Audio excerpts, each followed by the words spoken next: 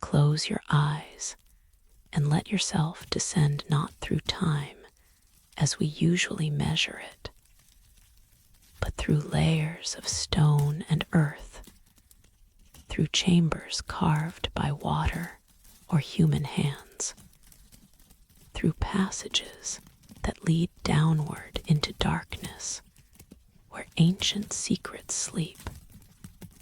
where walls hold the breath of those who came before, where the earth itself becomes archive,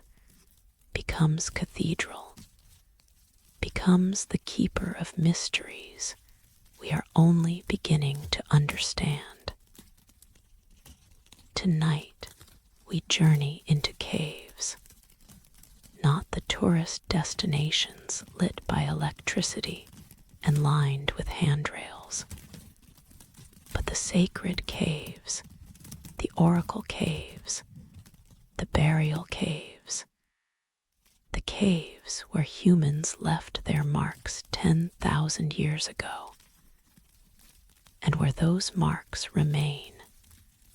where pigment still clings to stone, where crystals grew in darkness for millennia, where bones rest in arrangements that speak of ritual we can only imagine. These are the hidden places, the chambers beneath the surface where different rules apply, where time moves differently, where the boundary between earth and underworld grows thin, where humans throughout history have descended to seek visions, to bury their dead, to hide their treasures, to create art in darkness that would not see light for thousands of years. Let the details drift past you like shadows on cave walls. You need not remember the names or dates,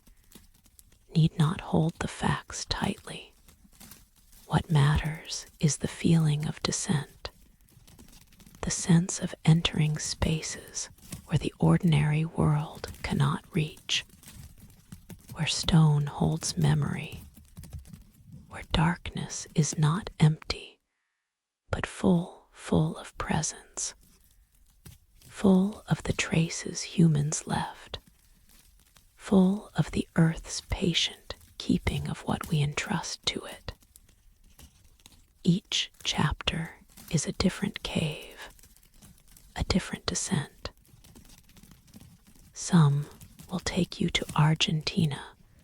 where hands pressed against stone 10,000 years ago still reach toward us. Others will lead you beneath Turkish plains, where entire cities were carved into volcanic rock, where thousands lived without seeing sky. You will visit oracle caves, where gases rose through stone and priestesses spoke prophecies that shaped empires. You will stand in tombs painted with stars, in chambers filled with crystals larger than trees, in passages aligned to catch the solstice sun. The caves are waiting. They have always been waiting. They are patient as only stone can be patient, holding what we gave them, our dead, our art, our seeds for futures we cannot see, our offerings to gods we believed controlled rain and harvest and survival itself. Let your breathing slow to match the stillness of deep caves,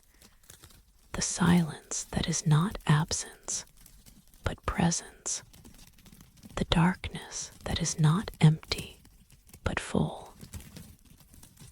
You are safe here in this guided descent. The caves will hold you as they have held so much, will keep you as they have kept secrets and seeds,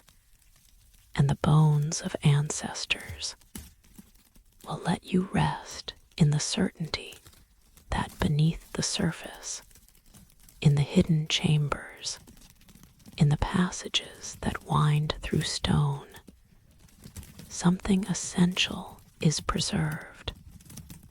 something sacred is maintained, something worth keeping is kept. We begin in Patagonia, in a cave where the walls are covered with hands, thousands of them, generations of them, reaching from stone across 10,000 years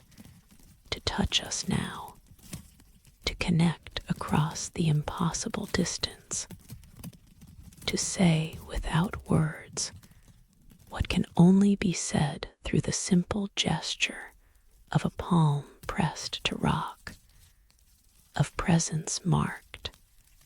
of existence declared. The caves are calling. Let us descend in the canyon lands of Patagonia,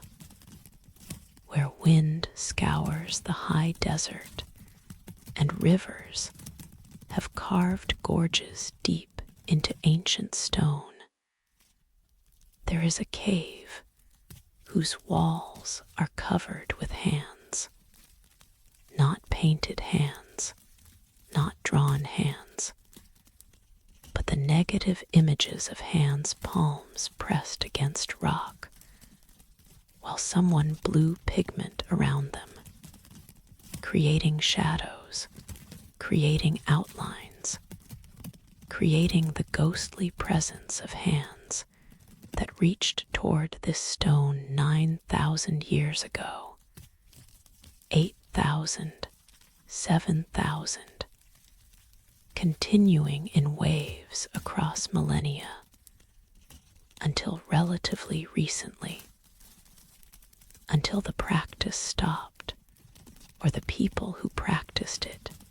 moved on, or simply ceased. Cuva de las Manos, the Cave of Hands, holds approximately 800 handprints, though some estimates run higher. The exact count difficult because prints overlay prints, because generations returned to the same walls, because the practice continued so long that early prints are faint beneath later ones, layers accumulating like geological strata, like the very stone they mark. The hands are mostly left hands, suggesting right-handed people held the hollow bone, or reed through which they blew the pigment ochre ground from iron-rich stone, mixed with water or fat to create paint that would adhere, that would last, that 9,000 years later still shows the ridges of individual fingers, the gaps between thumb and palm, the specific anatomy of specific humans who lived so long ago that everything about their lives, except these prints, has dissolved, has returned to dust, has left no trace except this, the shadow of their hands on stone. Stand before these walls and raise your own hand. Match your palm to one of theirs. The fit is usually close. Humans have not changed in size or proportion over the mere 9,000 years these prints represent. Your hand covers theirs. Across the gap of millennia, across the dissolution of their language and culture, and everything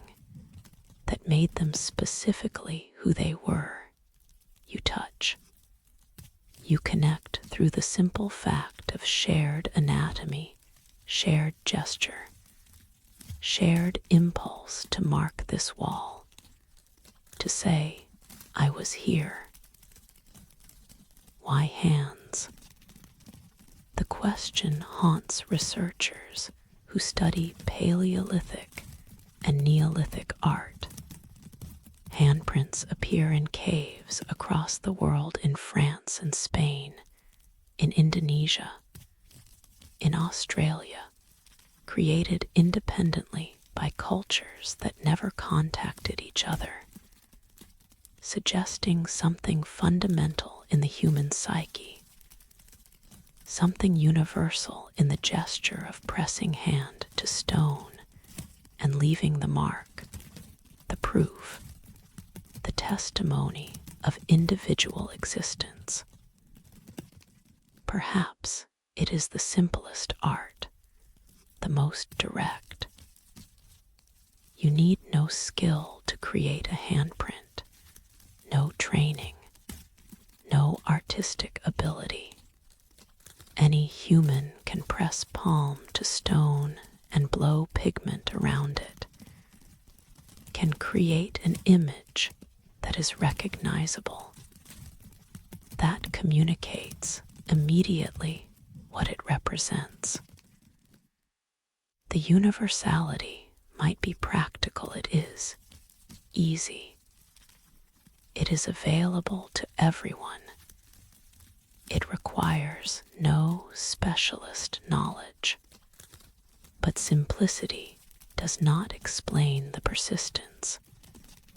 The fact that cultures return to the practice across thousands of years, that new hands were added to walls already crowded with prints,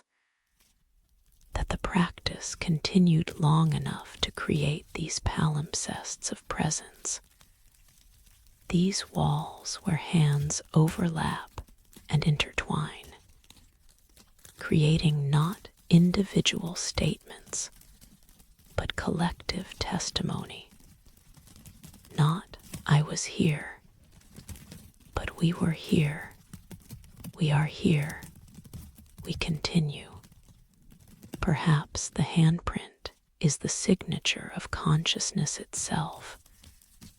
the mark that says not just, I existed, but I knew I existed. I was aware enough to want to leave proof, to create something that would outlast me, to reach toward a future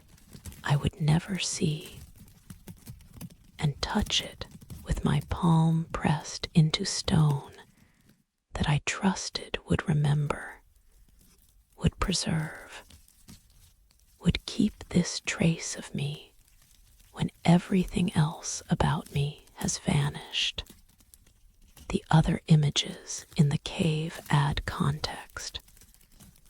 Guanacos and rheas, the animals the people hunted,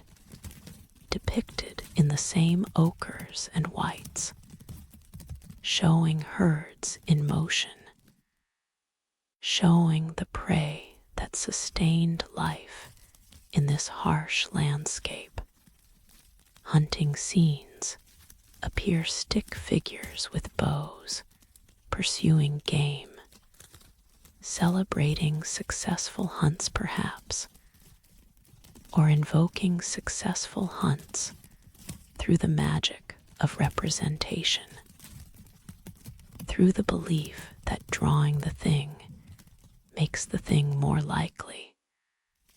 that art and reality are connected, that painting the hunt helps ensure the hunt succeeds. But the hands outnumber the animals, dominate the walls, create the overwhelming impression of the cave. The animals are about survival, about food, about the practical necessities of existence in the Patagonian desert. The hands are about something else, about presence, about memory, about the human need to leave a mark that is not utilitarian, that serves no immediate purpose, that exists simply to say, I was here, I touched this stone, I exist in a way that matters enough to preserve. Archaeologists have studied the hands, have measured them, have determined that many belong to adolescence, to young people, perhaps undergoing initiation, perhaps marking their transition to adulthood by adding their print to the ancestral wall, by joining the community of hands that stretches back beyond memory. Some prints are smaller, belong to children, suggesting family participation, suggesting the practice included everyone, was not restricted to hunters or shamans, but was available to all, was the right of every human to mark the stone, to join the testimony. The pigments tell stories of resources and trade. The ochre is local, ground from iron-rich stone found in the region, but analysis suggests some variation, some importation of pigments from further away, suggesting either travel or trade, suggesting networks of contact, of exchange, of relationship between communities separated by distance, but connected through culture, through shared practices, through the common language of hands on stone. The cave itself is a shelter, not deep, not hidden, but open enough that light penetrates, that you can see the walls without artificial illumination, that the hands are visible, are meant to be seen. This is not secret art hidden in deep passages, not restricted to initiates or shamans, but public art, community art, art that invites participation, that grows through addition, that becomes more powerful as more hands join, as the individual testimony becomes collective, as the wall transforms from surface to archive, from stone to memory,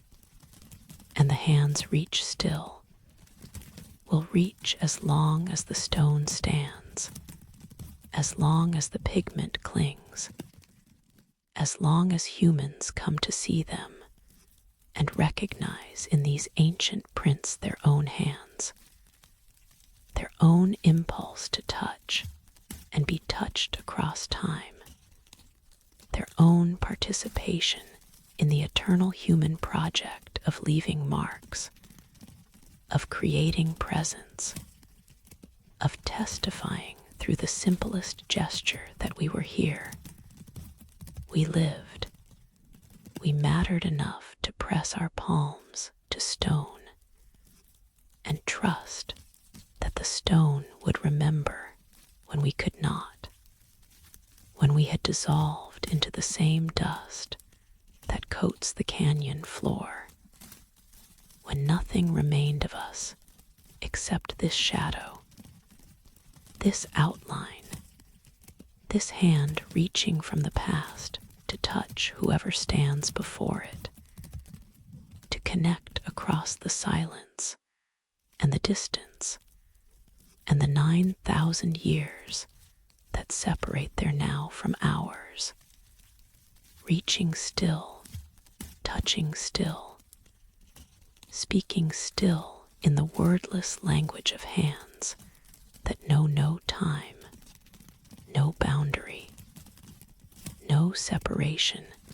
except the thin layer of air between your palm and theirs,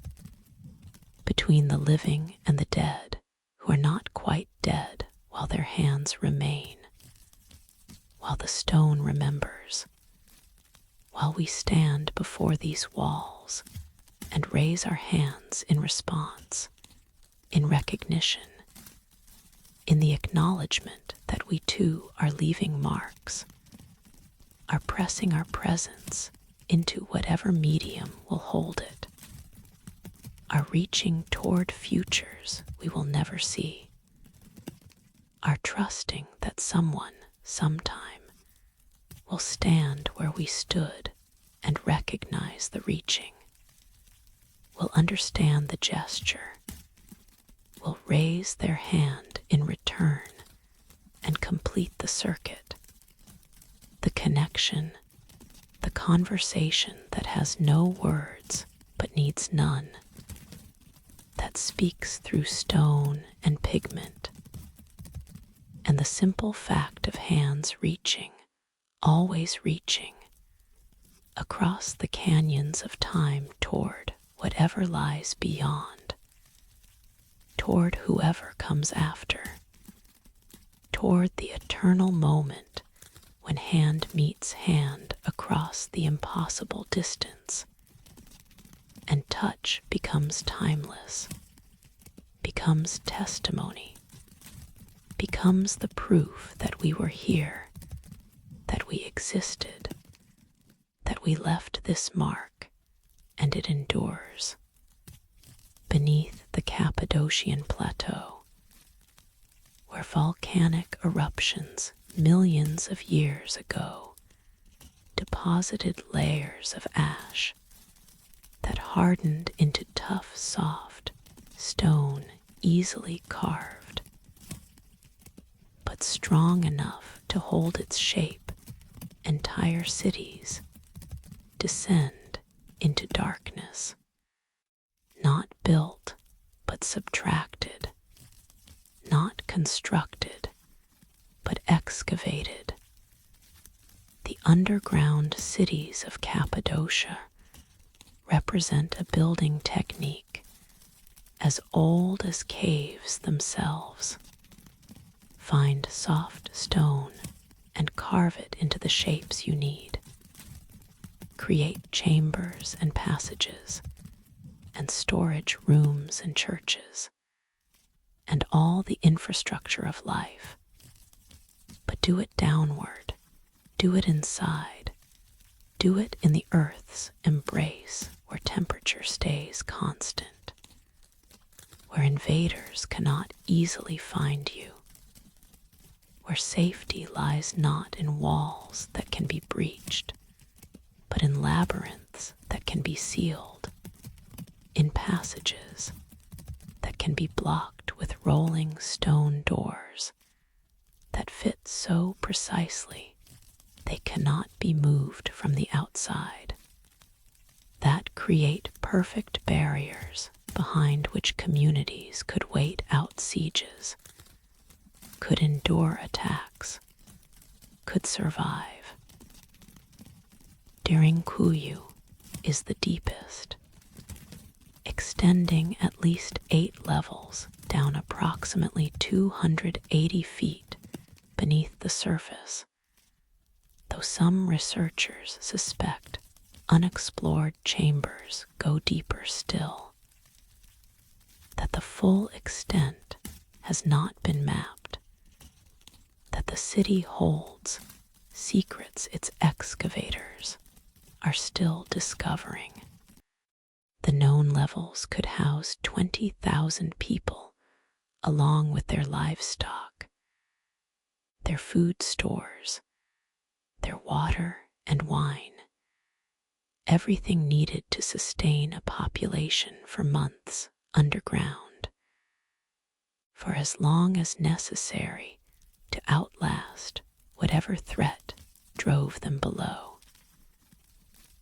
We descend level by level, starting in the chambers closest to the surface, where ventilation shafts bring air from above, where the transition from sky to stone is gradual, where rooms still feel connected to the world above. These upper levels served as living quarters for those who could tolerate closeness to the surface, who preferred the slightly better air, the slightly more light that penetrated through shafts and passages from the distant surface. But as we descend, the spaces change. The air grows heavier, the darkness more complete when the modern lighting is extinguished. We enter the deeper levels that only the most vulnerable or the most important occupied during sieges, the children perhaps, kept safest in the deepest chambers, the food stores and wine production facilities essential to survival, the churches where communities gathered to pray, to maintain faith, to believe that God would preserve them, even in this stone womb cut off from sky and sun, and everything that makes the surface world feel alive. The engineering is remarkable. Ventilation shafts descend vertically through all 8 levels, some reaching 180 feet from surface to the deepest chamber, carved with precision that allowed air to flow continuously, that prevented suffocation, that made survival possible even in the deepest rooms. The shafts also served as wells, bringing water from aquifers, creating dual-purpose passages that provided both the breath and the water that life requires. The rolling stone doors remain, massive circular slabs of rock that could be moved into position to seal passages, that fit so perfectly into their frames that penetrating them from the outside would have been nearly impossible. The defenders could roll them into place from inside, could secure them with wooden beams, could create barriers that would hold against battering rams, against the most determined siege, against everything except time and starvation. But who built this? The question troubles historians, because the construction clearly predates the Byzantine Christians who used the cities most extensively, who carved churches and added crosses and inscriptions in Greek, who left evidence of their habitation, but not of the original excavation. The cities were already there when Christians arrived, already ancient, already serving as refuge when persecution drove believers underground, when Arab raids made the surface dangerous, when safety required descent into the earth that had sheltered earlier peoples for earlier reasons. Some archaeologists suggest the Hittites, the Bronze Age civilization that controlled Anatolia before the Bronze Age collapse, before their empire fragmented and their culture dissolved into the successor states that would eventually become the classical civilizations we know better. The Hittites were sophisticated engineers, built impressive surface structures, might have possessed the organizational capacity to carve cities into soft stone. Others propose the Phrygians, who inherited the region after the Hittites fell, who left their own archaeological traces, but whose connection to the underground cities remains speculative, based more on chronology than on clear evidence. The truth might be simpler and more complex. The cities were probably carved over centuries by multiple cultures, each generation adding chambers, extending passages, going deeper as populations grew, or as threats required more elaborate refuges. The earliest excavations might date to the Chalcolithic or early Bronze Age. Simple cave systems expanded gradually into the massive complexes we see today, accumulating additions the way surface cities accumulate neighborhoods, the way communities grow through accretion rather than planning, through the needs of successive generations who carved what they required and left it for their descendants to expand. What remains certain is the purpose. These were refuges, safe havens, places to hide when surface life became impossible. The Christian sources are explicit they fled here during Arab invasions. During the conflicts that followed Islam's explosive expansion across the Middle East, when Byzantine control of Anatolia was contested, when communities caught between empires needed places that armies could not easily penetrate, where they could wait out the violence, could preserve themselves and their faith until it was safe to emerge. But the cities might have served this purpose long before Christians used them, might have sheltered communities from earlier invasions, earlier violence, earlier threats that drove people underground and taught them that safety sometimes requires abandoning the sky, requires accepting stone embrace, requires learning to live in darkness for the sake of survival. Walking through the passages today, and you can walk them. Kuyu is open to tourists who descend the stairs and follow marked routes through the upper levels. You feel the weight, not just the literal weight of stone above, though that is present, pressing down,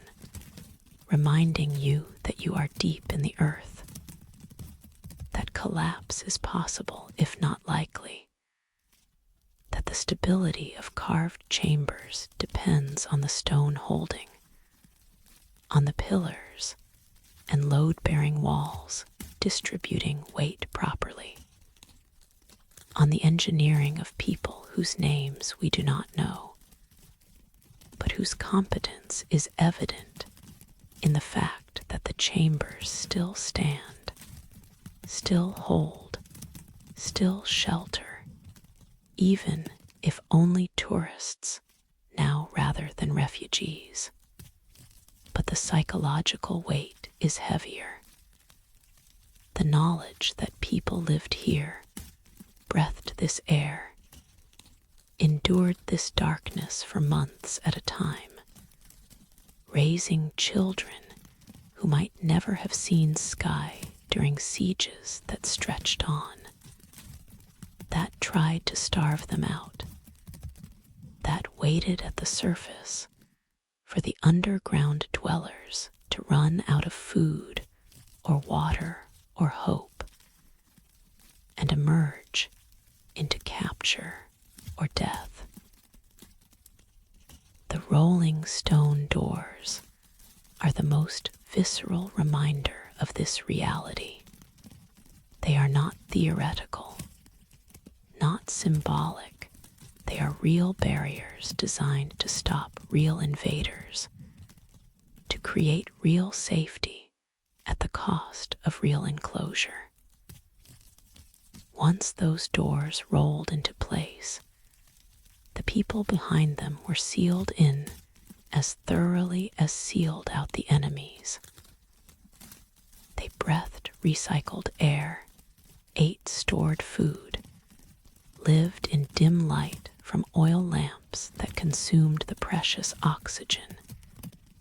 and trusted that their provisions would outlast the siege, that the attackers would give up before the defenders starved. Some did. Some survived. Some emerged when the danger passed and returned to surface life, to sunlight and fresh air, and the relief of not being buried alive, even voluntarily, even for safety. They survived because they had the cities, because ancestors had carved the stone, because the earth offered shelter when the surface offered only death. Others might not have survived. We do not know how many times the cities were used,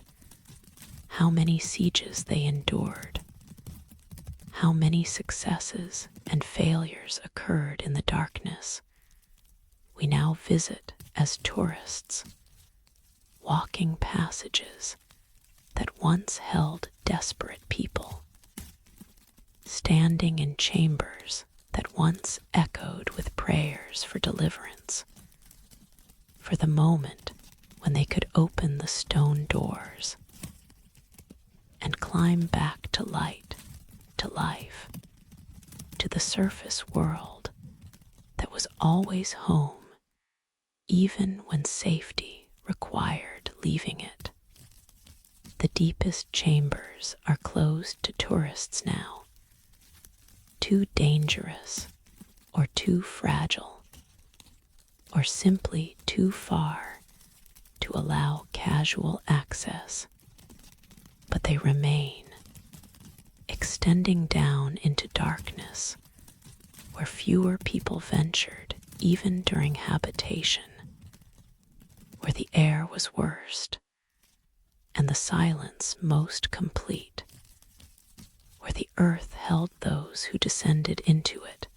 with a grip that felt almost final, almost like burial, almost like death, except for the breathing, the waiting, the hope that survival was possible even here, even this deep,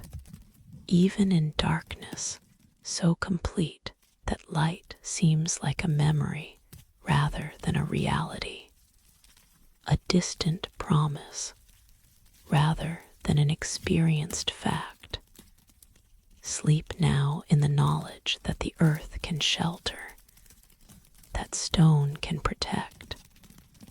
that sometimes descent is the path to safety, that the underground cities proved that survival sometimes requires surrendering the sky, requires trusting the earth to hold you, to keep you, to maintain the chambers that separate you from the stone that surrounds you, that presses in from all sides, but does not quite touch, does not quite crush, held back by the careful carving of those who knew that soft stone could be shaped, could be made into sanctuary, could become home when the surface world became too dangerous, when safety required going down instead of up, required embracing darkness instead of light, required trusting that the earth that will eventually claim us all could, for a while, protect us, could keep us safe in its depths, could let us live in its embrace before the final embrace comes, before the stone closes completely, before we return not as refugees, but as remains, not seeking shelter, but finding rest, not hiding from death, but accepting it, surrendering to it, becoming part of the stone that once protected us, that holds us now differently. Finally, in the ultimate underground, in the chambers that all humans eventually occupy, in the earth that waits with infinite patience for our return, our descent, our final going down into the darkness that is both end and beginning, both loss and transformation, both the closing of stone doors and the opening of whatever lies beyond them, beyond the weight, beyond the darkness, beyond the earth that holds and keeps and ultimately claims everything, everyone, all of us who walked its surface briefly before descending, before the stone embraced us, before we became part of the deep, the quiet, the patient earth that remembers everyone who carved it, everyone who sheltered in it, everyone who trusted it to protect them, and found that it could, that it did, that the earth keeps its promises even when we do not, that the underground endures even when those who created it have dissolved, have returned to the stone they once carved, have become part of the weight pressing down on the empty chambers that wait still for refugees who will never come, for sieges that have ended, for the moment when the rolling doors open and light floods in, and the survivors emerge blinking into a sun they feared they might never see again, but that rises still, that shines still, that waits at the surface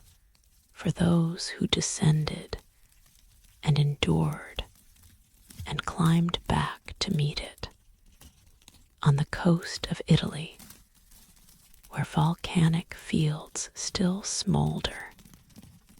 where the earth's restlessness is visible in hot springs and fumaroles, where the boundary between the living world and the underworld was believed to be particularly thin. There is a cave that spoke the future, or rather, a priestess in that cave spoke, and what she said was interpreted as prophecy, as knowledge of what had not yet occurred, as divine revelation transmitted through a woman who breathed volcanic gases and fell into trance and spoke words that shaped the destiny of empires. This is Cumae, one of the earliest Greek colonies in Italy, founded in the 8th century BCE by settlers from Euboea, who brought with them the worship of Apollo and the practice of consulting oracles,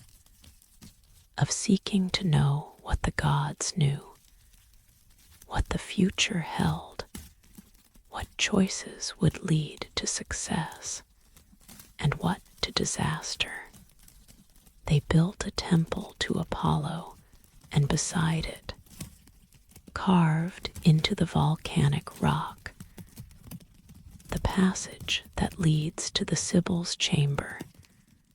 to the place where the priestess sat and breathed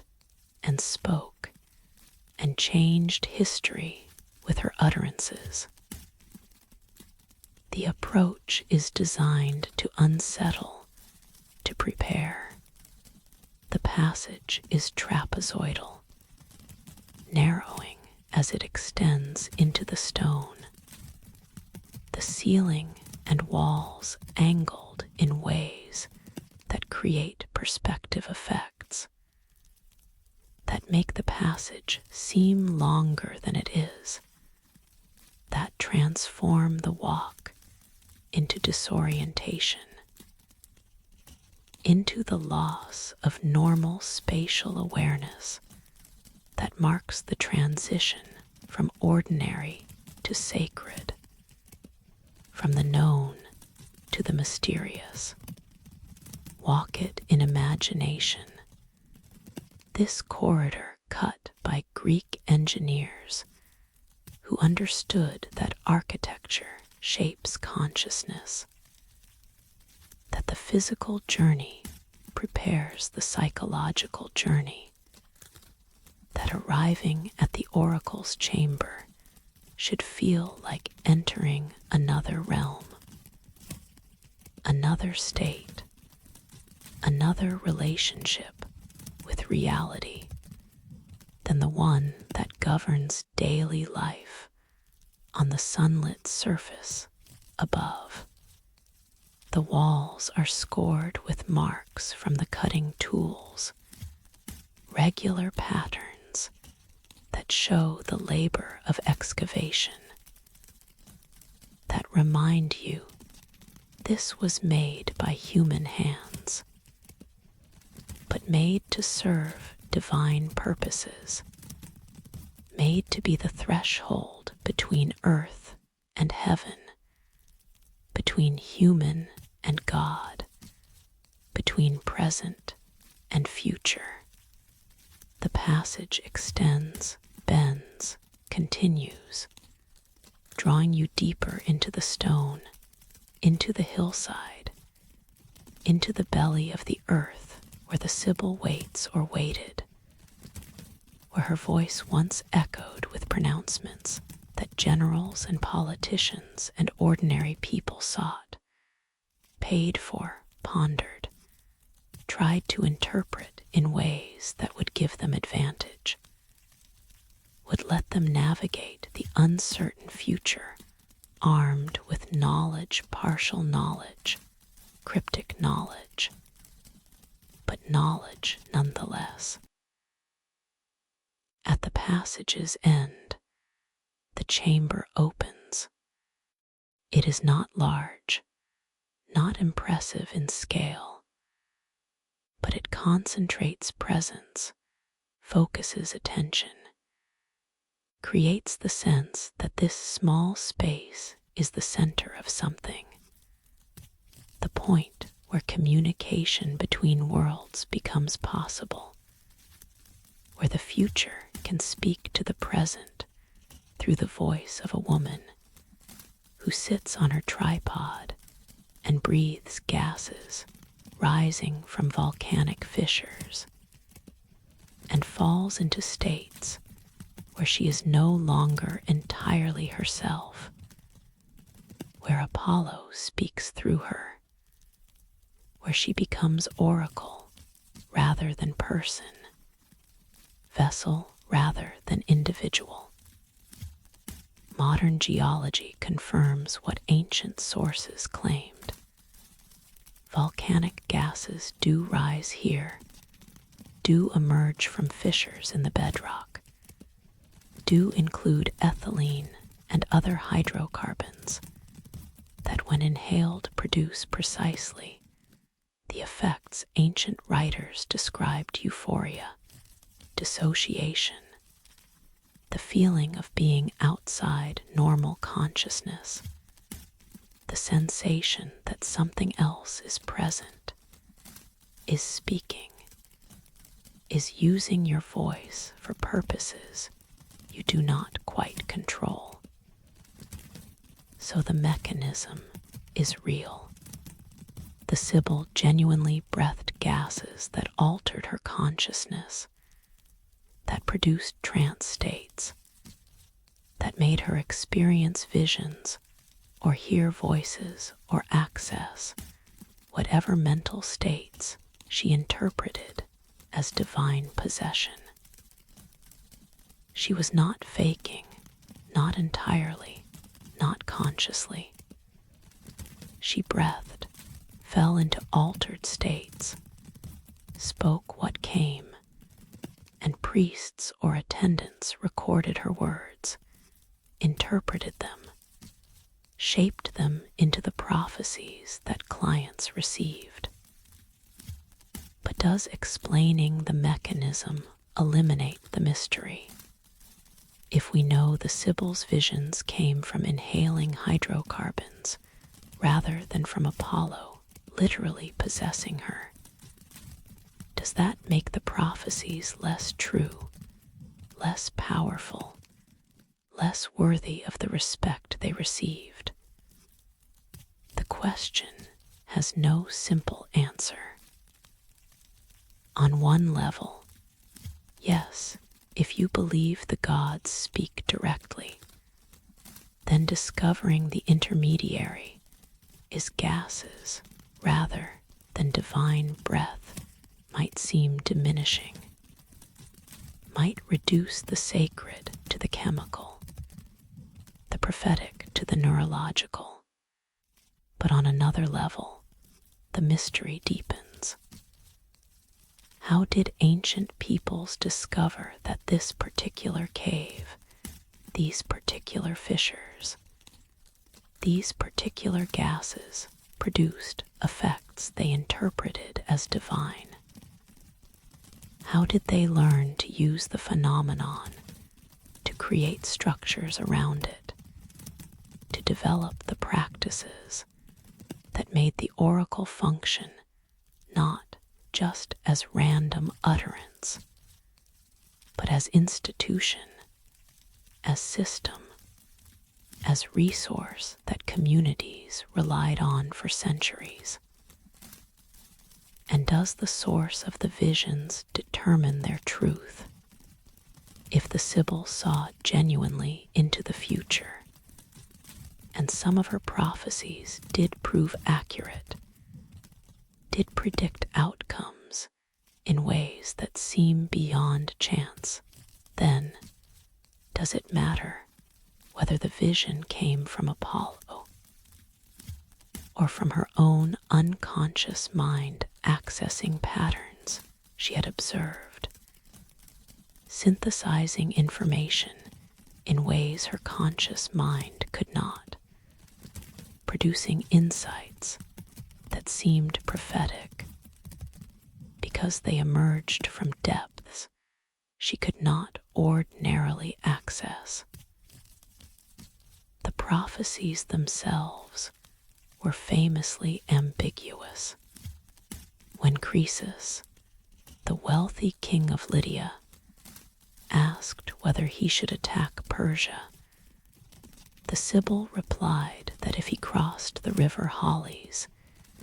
he would destroy a great empire. Encouraged, believing the empire to be destroyed would be Persia's, Croesus attacked. The Persians defeated him comprehensively. He did destroy a great empire his own. The prophecy was true, but not in the way he expected, not with the meaning he desired. True in the way that oracles are often true. Technically, literally, but through outcomes that were not intended, not foreseen, not avoided despite the warning. Was this cleverness by the priests who phrased the prophecy, deliberate ambiguity that protected the oracle's reputation regardless of outcome? Or was it the nature of genuine prophecy, which sees possibilities rather than certainties, which speaks truth that only becomes clear afterward, which offers knowledge that is real but not actionable in the ways we wish it were? Sitting in the Sibyl's chamber, in the silence where her voice once spoke, you can feel the weight of these questions, the way they resist easy answers, the way understanding the mechanism does not eliminate the mystery, but relocates it, moves it from how did God speak through her to how did she access knowledge that seemed beyond human capacity. And perhaps the second question is harder than the first, is more mysterious, because it is more real, because we can study it, can attempt to understand it, can recognize that human consciousness is stranger and more powerful than our ordinary experience suggests. The oracle at Cumae, like its more famous counterpart at Delphi, shaped history. Roman sources document consultations, describe the Sibylline books that preserved her prophecies and were consulted during crises, that guided decisions of state, that influenced wars and politics, and the fates of millions who never spoke to the Sibyl, but whose lives were affected by what she said, by how her words were interpreted, by the actions that prophecy inspired. She spoke, and empires listened. She breathed volcanic gases, and fell into trance, and uttered sounds that priests recorded and shaped into verses, into pronouncements, into the cryptic guidance that seekers came for, that they paid for, that they tried to use to navigate futures that remained ultimately uncertain despite the oracle's words, despite the apparent knowledge she possessed, despite the glimpse into what might be that her visions offered. The practice ended when Christianity rose, when emperors banned pagan oracles, when the old gods were officially dethroned, and the Sibyl's chamber fell silent when the last priestess breathed her last breath of volcanic gas and spoke her last prophecy,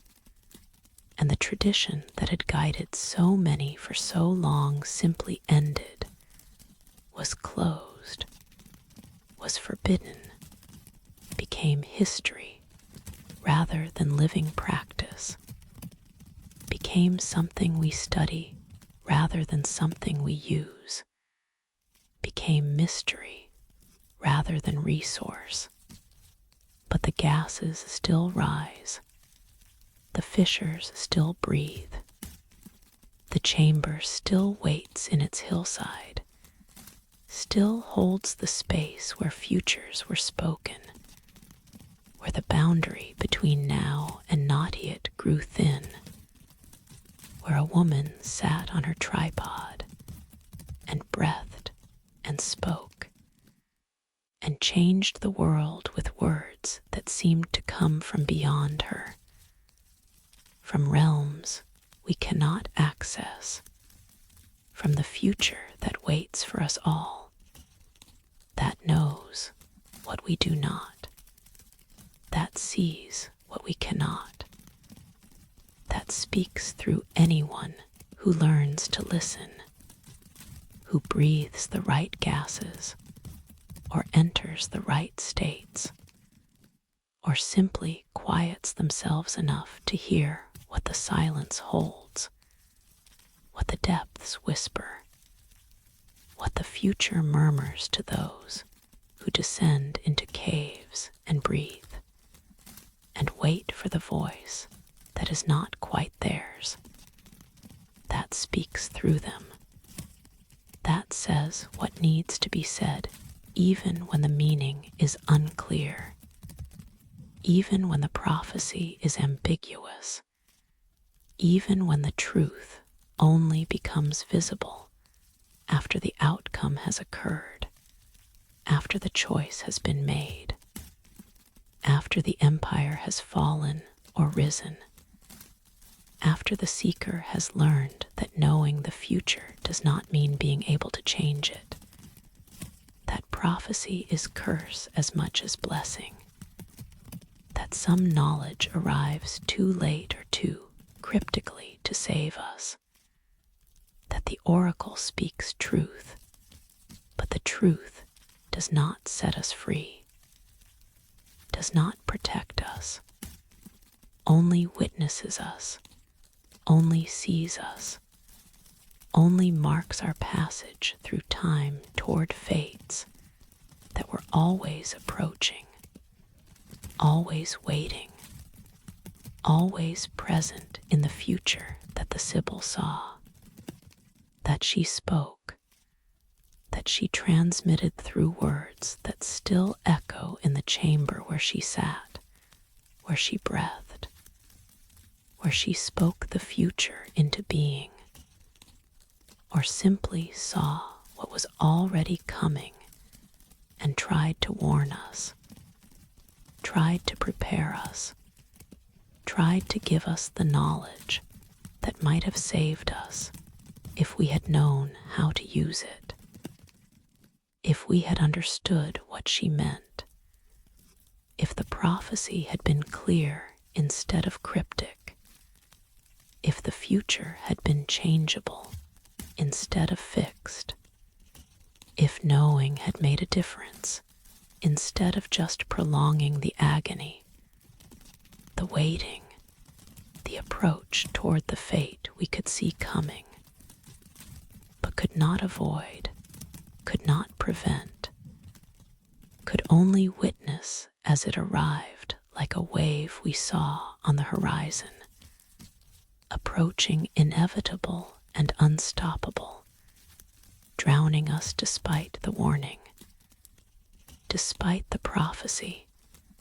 despite the Sibyl's voice speaking from her volcanic chamber, breathing gases and truth in equal measure, seeing what we could not see, speaking what we could not hear, offering knowledge that was genuine but useless, true but unhelpful, prophetic but not quite salvific, leaving us still in the dark, still uncertain, still approaching futures we cannot know despite the oracles, despite the prophecies, despite the caves where gases rise and priestesses breathe and futures speak through human voices that tremble with the weight of what they carry, what they see, what they speak into the waiting silence of those who seek to know, who long to see, who descend into caves hoping for certainty and finding instead mystery, finding instead the recognition that the future remains future even when we glimpse it, remains unknown even when we are told it, remains mysterious even when the oracle speaks, even when the gases rise, even when the vision comes and the prophecy is uttered and the words echo in chambers that have heard so many prophecies, that have witnessed so many seekers, that have kept the secret of the future for centuries and keep it still, silent now, waiting still, holding still the space where past and future met in the eternal present of the oracle's voice, speaking, always speaking, saying everything and nothing, revealing all and concealing all, true and false simultaneously. The Sibyl's final prophecy in Egypt's Valley of the Kings, where pharaohs lie in tombs cut deep into limestone cliffs, where the dry air and the ceiling of chambers preserved what would have deteriorated in any climate with moisture. Colors glow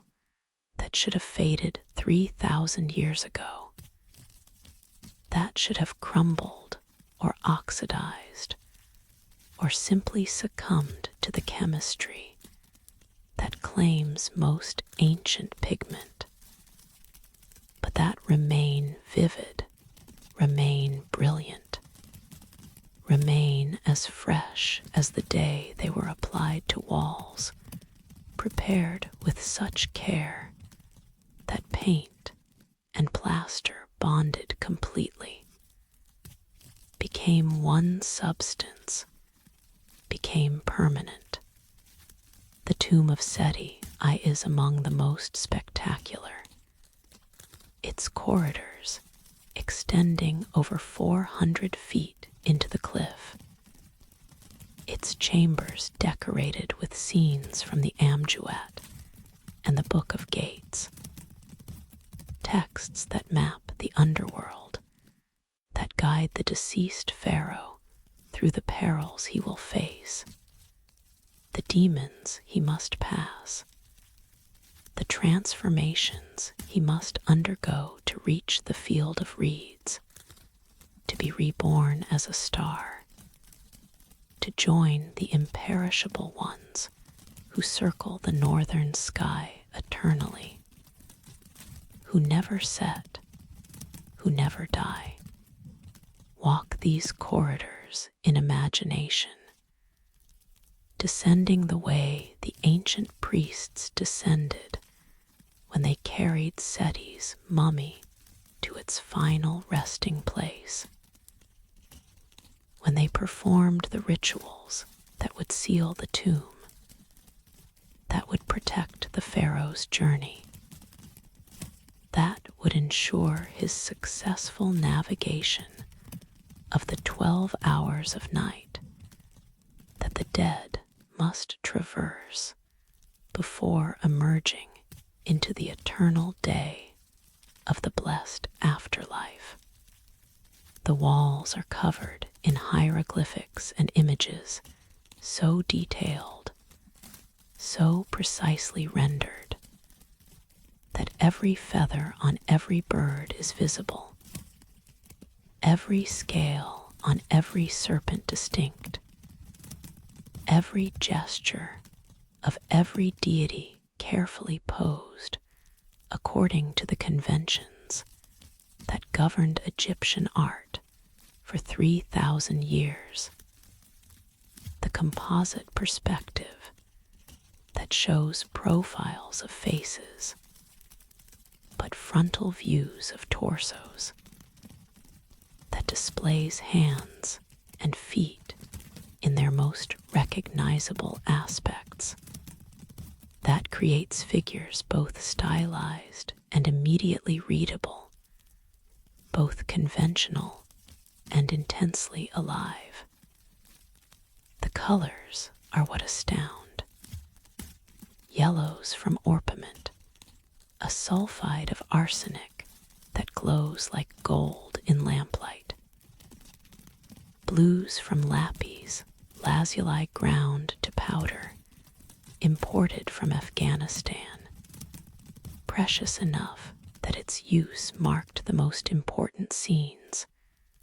the most sacred images. Reds and browns from ochres, iron oxides that Egyptian artists knew how to prepare in gradations from pale pink to deep rust. Greens from malachite, copper carbonate that provided the color of vegetation, of rebirth, of the fertile land that sustained Egypt, that made civilization possible in the desert through the annual flooding of the Nile, through the black silt that gave Egypt its ancient name Kemet, the black land, the dark fertile earth as opposed to the red desert that surrounded it, that threatened it, that was the realm of Set and chaos, while the black land was the realm of Osiris and order and life itself. The ceiling is the sky, not the daytime sky, but the night sky, the sky of the dead, mapped according to Egyptian astronomical knowledge. Constellations we still recognize appear alongside those we have forgotten. Stars arranged in patterns that marked the hours of the night, that guided the dead through darkness, that represented the imperishable ones, the circumpolar stars that never set below the horizon, that circle eternally around the pole, that the Egyptians believed were the transformed dead, the blessed who had successfully navigated the underworld and achieved stellar immortality. The astronomical ceiling is not merely decorative. It is functional, is guide, is map of the realm the pharaoh will enter, is instruction manual for navigation through the night, through the hours when the sun god Ra travels through the underworld in his solar bark, when he must pass through regions of darkness and danger, when serpents threaten and demons oppose, and only the proper spells, the proper knowledge, the proper allies can ensure safe passage and the eventual rebirth, the emergence into dawn, the continuation of the cycle that sustains cosmos itself. Seti's tomb contains some of the most beautiful examples of this art. The Book of Gates spreads across the walls, depicting the 12 gates the dead must pass through, each guarded by fearsome deities who must be addressed by name, who must be answered correctly when they challenge the deceased, who will allow passage only to those who know the secret names, the hidden knowledge, the passwords that prove the soul is worthy, is knowledgeable, is prepared for the journey. The demons are terrifying serpent-bodied beings with multiple heads, creatures that combine human and animal features in ways that suggest power and danger. Guardians whose very appearance warns that this passage is not automatic, is not easy, requires preparation, requires knowledge, requires the proper execution of rituals and the proper recitation of spells and the proper presentation of oneself to judges who will weigh the heart, who will determine worthiness, who will decide whether the deceased proceeds to blessedness or is devoured by Amit, the composite monster who waits to consume the unworthy, whose presence ensures that not everyone succeeds, that the afterlife is earned rather than automatic. But the tomb's most stunning image is the astronomical ceiling in the burial chamber itself, where Seti's sarcophagus once rested before being removed to museums, where the pharaoh lay surrounded by stars, literally surrounded because the ceiling arches overhead depicting the sky, while the floor beneath represents the earth, and the deceased lies between, lies in the liminal space between earth and heaven, between mortality and divinity, between the temporary and the eternal. The stars are painted in gold on deep blue, the lapis providing the background of night, while gold, actual gold leaf in some cases, gold-colored pigment in others, marks each star, each celestial body, each point of light in the darkness. The effect, even in daylight, even with electric lights illuminating the chamber for tourists, is breathtaking. At night, by oil lamp, as the ancient priests would have seen it, as Seti's mummy was meant to lie beneath it for eternity, the ceiling must have seemed alive, must have glowed, must have created the illusion or the reality of lying beneath actual stars, of being surrounded by the celestial realm, of having already made the transition from earth to sky. The care invested in these tombs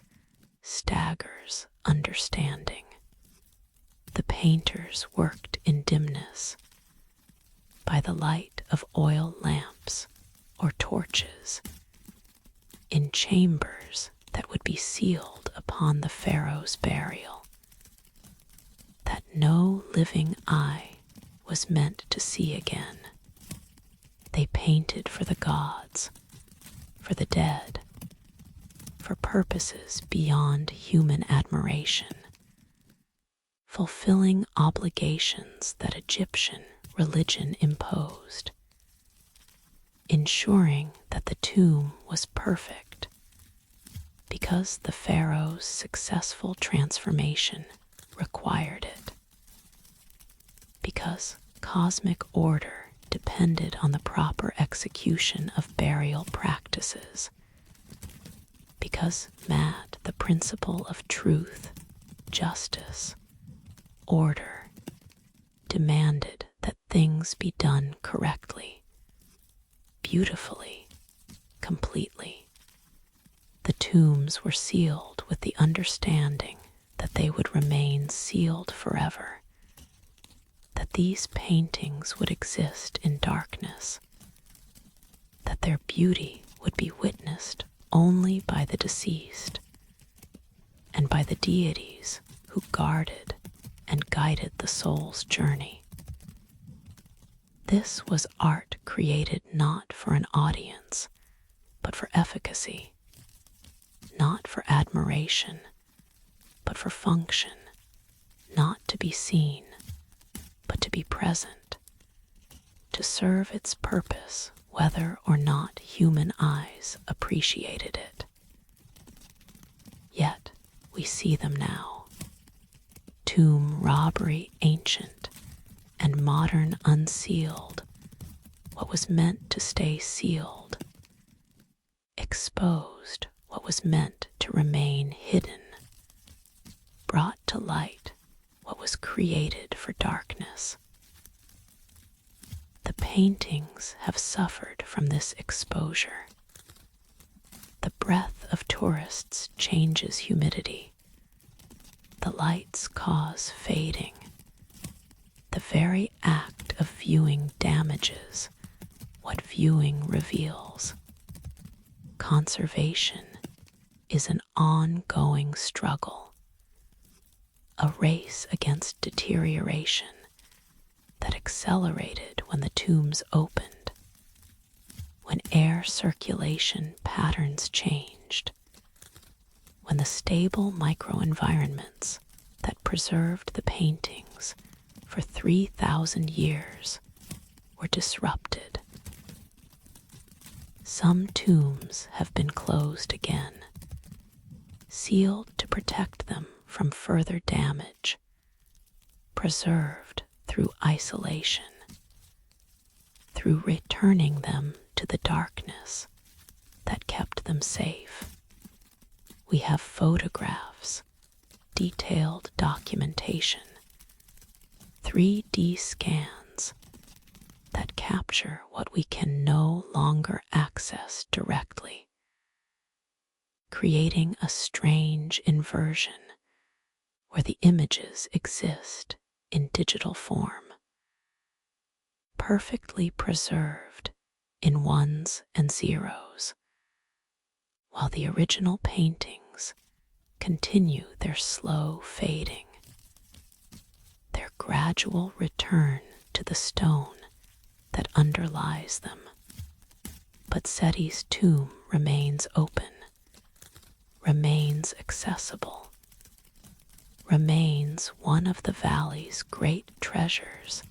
despite the damage, despite the ongoing deterioration, despite the tension between sharing these marvels and preserving them. The stars still glow on the ceiling, still map the night sky as Egyptians understood it, still create the illusion of lying beneath heaven, of being surrounded by the imperishable ones, of joining the stellar realm that was the highest hope of Egyptian afterlife belief, not to rest in darkness, but to rise, to transform, to become a star that circles eternally,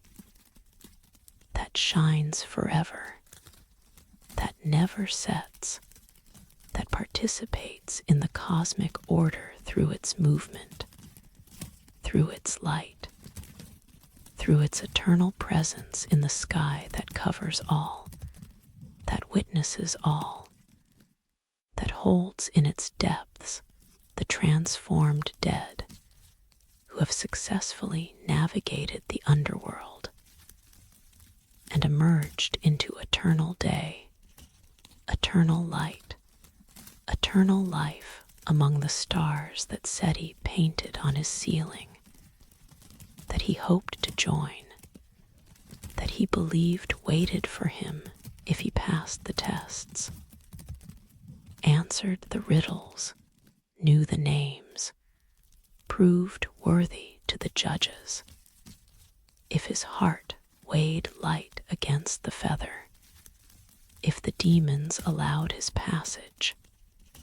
if the gods accepted his transformation, if everything was done correctly, the paintings, the spells, the rituals, the offerings, the entire elaborate machinery of Egyptian burial practice that was designed not to preserve the body, though it did that,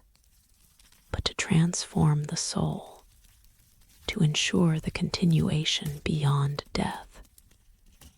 to achieve what every Egyptian hoped for, and what the pharaohs, with their resources and their divine status and their elaborate tombs painted with stars, believed they could guarantee: eternal life, eternal presence, eternal shining in the sky where stars never fade, where colors remain brilliant, where the painted ceiling of the tomb becomes the reality of the afterlife, where art and truth merge, where image becomes substance, where the stars painted in gold on lapis blue become the actual stars the pharaoh joins, the constellation he enters, the light he adds to the night sky that shines over Egypt still, over the tombs still, over the paintings that fade slowly despite the care we invest in preserving them, despite the knowledge we have gained about conservation, despite everything we can do to slow the inevitable chemistry that claims all pigment eventually, all color, all the brilliant hues that glowed for 3 millennia, but cannot glow forever, cannot resist time indefinitely, can only slowly surrender to the processes that will eventually return them to the stone, to the darkness, to the silence where they were created, and where they will finally rest when the last color fades, when the last star dims on Seti's ceiling, when the tomb becomes what it was meant to be: not a museum, but a monument, not a tourist attraction, but a sacred space, not a wonder to be preserved, but a presence to be honored, a threshold between worlds, a map of the afterlife painted with such care that the stars still shine, still guide, still testify to the Egyptian conviction that death is not ending, but transformation, not loss, but change, not darkness, but the journey toward light that waits beyond the 12 gates, beyond the demons, beyond the weighing of the heart, in the sky where stars circle eternally, where pharaohs hoped to join them, where Seti perhaps did join them, his basil ascending while his body remained in the tomb surrounded by paintings that preserved the image of heaven, that created heaven in miniature, that allowed him to rest beneath stars that represented his destination, his hope, his faith that the paintings were true, that the stars were waiting, that transformation was possible, that death was threshold rather than ending, that the colors would never fade because they represented eternal truth, eternal presence, eternal life among the stars that still shine though Seti's tomb is open, though the colors are fading, though 3,000 years have passed, and the paintings that were meant to be seen only in darkness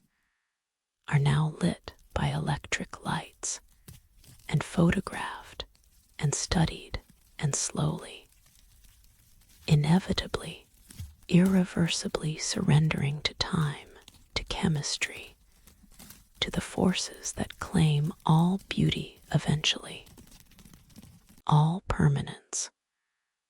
all the colors that glowed like stars and are fading like stars into darkness, into memory, into the silence where Seti waits, where the stars wait, where the final transformation waits for all of us who walk beneath skis that hold more than we see, that remember more than we know, that keep in their depths the light of stars that burned out long ago, but whose light still travels, still reaches us, still touches us, with the past meeting the present in the eternal now of photons that left their source millennia ago and arrived tonight. This night, the night when you lie beneath your own ceiling and perhaps imagine it painted with stars, painted with the hope that something persists, something endures, something of us joins the light, becomes the light, shines like the stars that Seti painted, that Seti joined, that we all join eventually when our light goes out here, and perhaps, continues somewhere else, in some form, in the stars that still shine, that still guide, that still mark the way through darkness toward the dawn that Seti hoped for, that Egypt promised, that the painted tombs preserve in colors that fade, but meanings that endure, in images that disappear, but truths that remain, in the recognition that we have always hoped for continuance, have always painted our ceilings with stars, have always believed that death is not ending, but transformation, not loss, but change, not darkness, but the journey toward light that waits, that shines, that calls us like stars call, like painted stars called to Seti, like stars call to all of us who lie beneath them and wonder, and hope, and imagine that we too might shine, might endure, might join the light that never fades completely, that dims perhaps but persists, that transforms but continues, that lives in the sky where Seti's stars still glow despite everything, despite time, despite the slow, inevitable fading that claims all colors, all paint, all the brilliant images that we create to mark our passage, to celebrate our transformation, to preserve the hope that something of us persists beyond the body, beyond the tomb, beyond the paintings that fade, in the stars that endure, that shine, that call, deep beneath the Naka mountain in northern Mexico, in chambers that remained flooded for 500,000 years. Crystals grew in conditions so perfect, so precisely calibrated, so stable across millennia, that what emerged seems impossible despite being utterly real. Selenite beams reaching 40 feet in length, weighing 55 tons, translucent pillars so large that humans walking among them seem like insects, seem insignificant,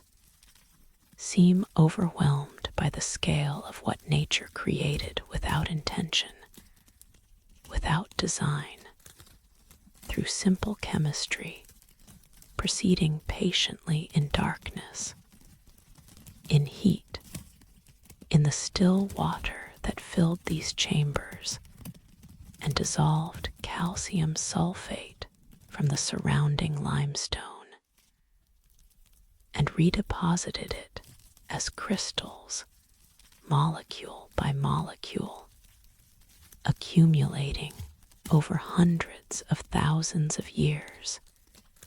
into the largest crystals ever discovered. The cave of crystals remained unknown until 2000, when miners drilling for silver deposits penetrated the chamber, pumped out the water that had filled it since its formation,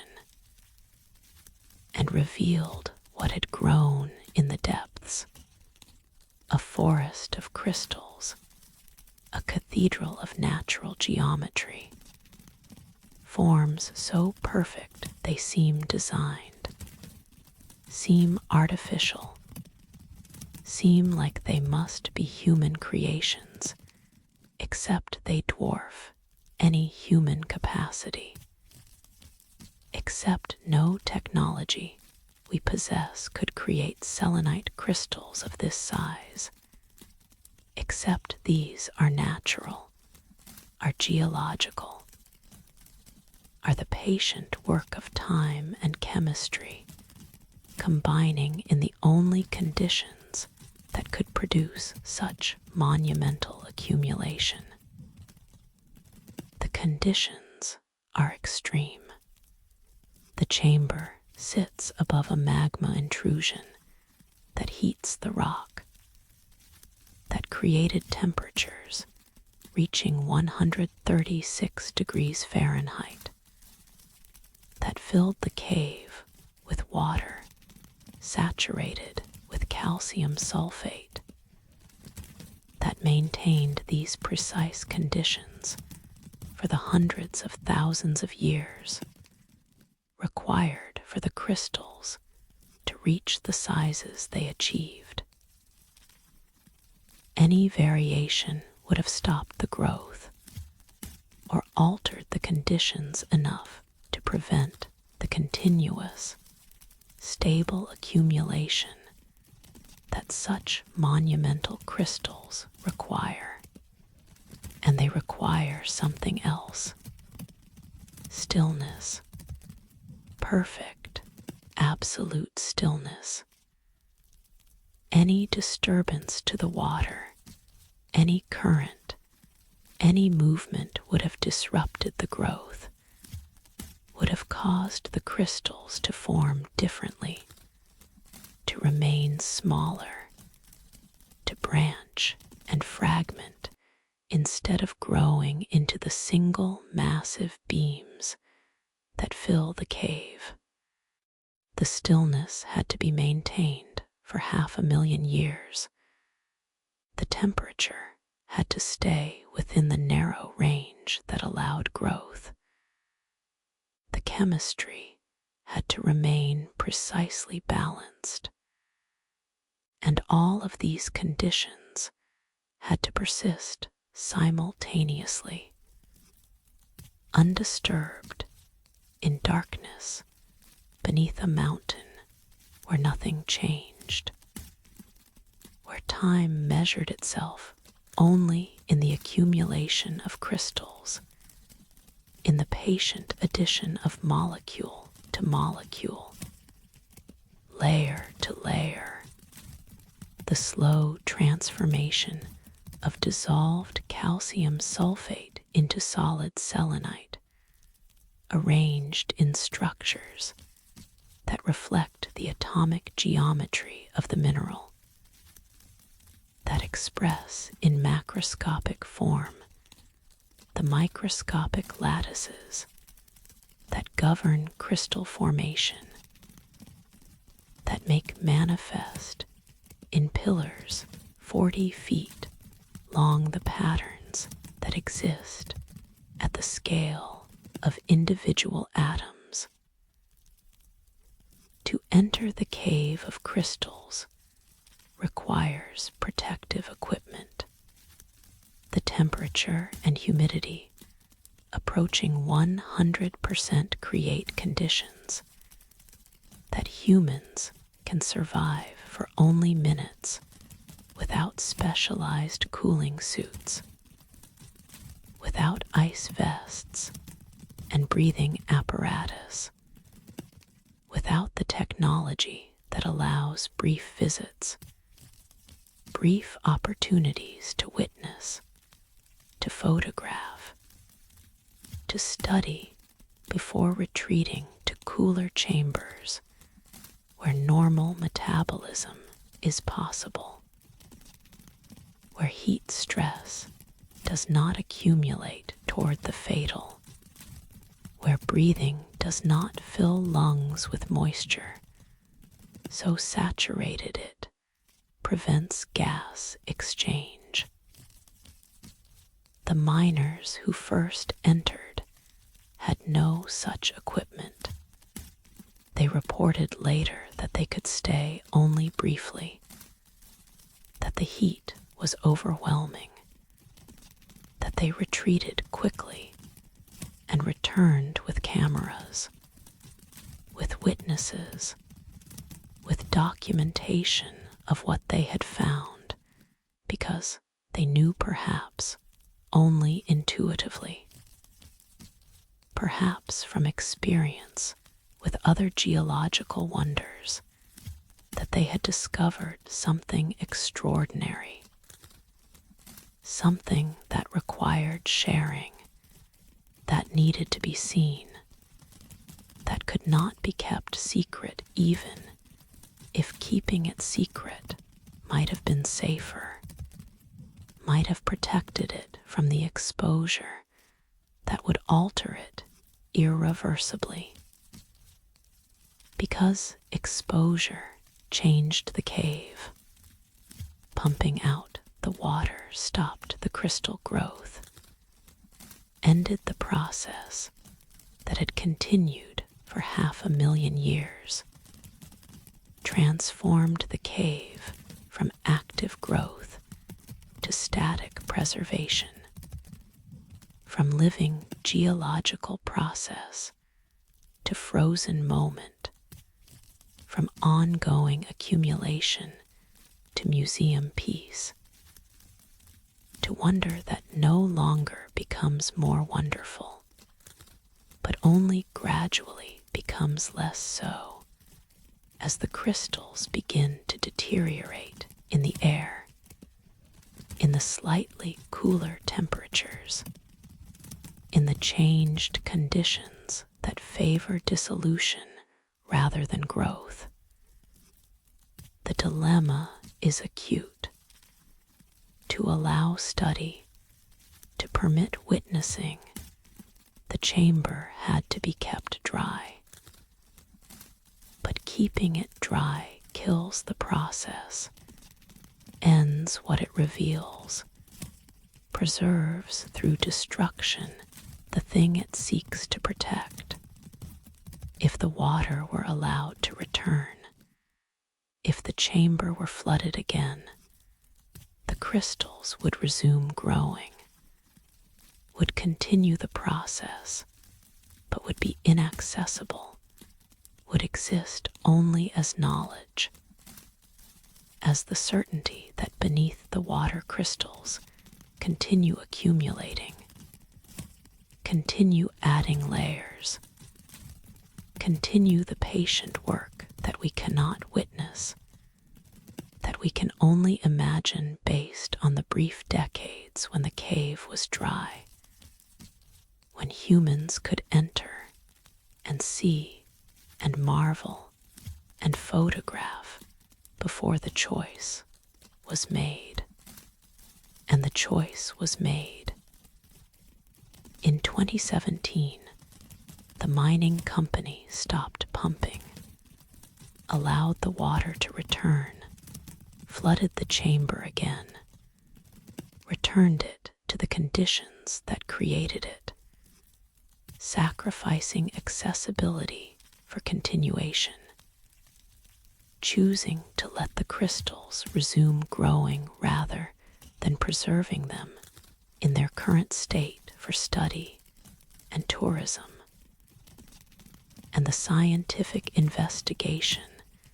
that might have revealed more about how they formed, how large they might grow, what limits govern their expansion. The crystals sleep again in darkness,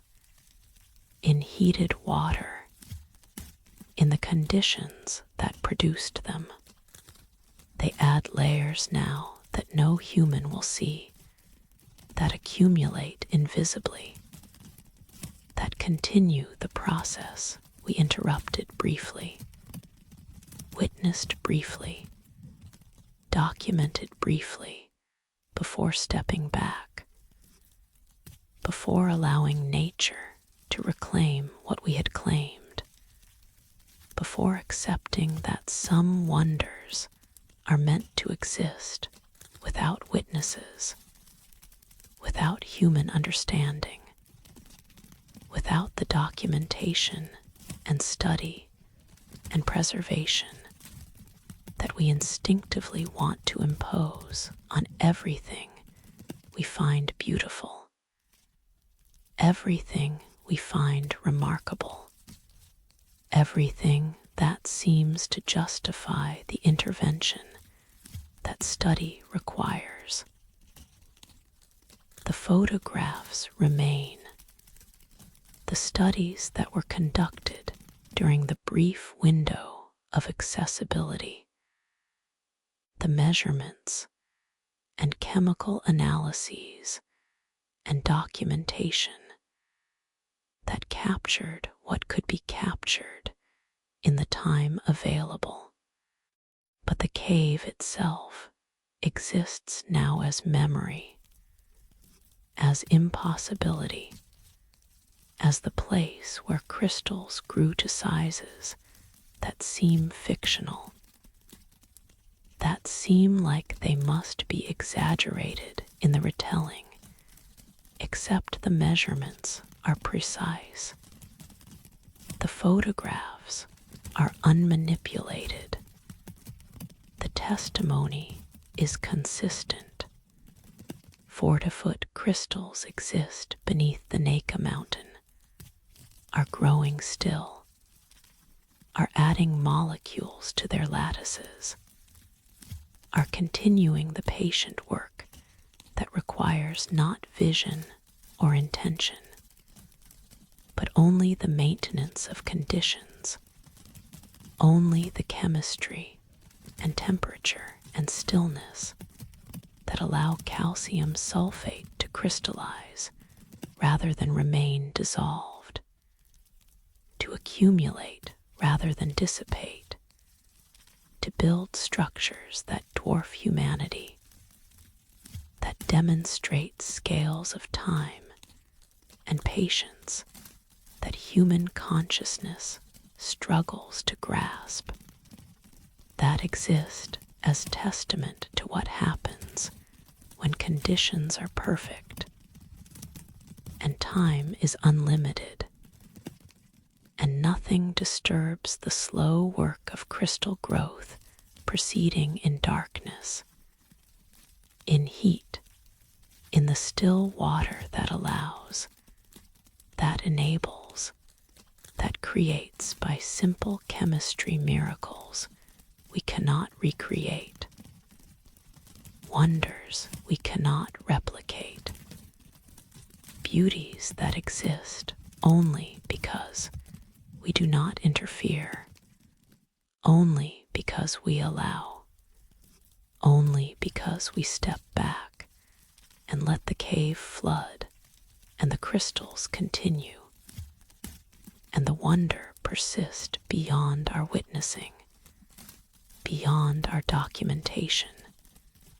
beyond our ability to access, but not beyond our knowledge, not beyond our awareness that they are there, are growing, are adding layers that we will never see, but that continue nonetheless, patient as stone, persistent as chemistry, enduring as the conditions that created them and that continue creating them, making the cave more wonderful while making it less accessible, growing beauty that exists without audience, without appreciation, without the human witness that we think necessary, but that the crystals do not require, do not need, do not miss in their darkness,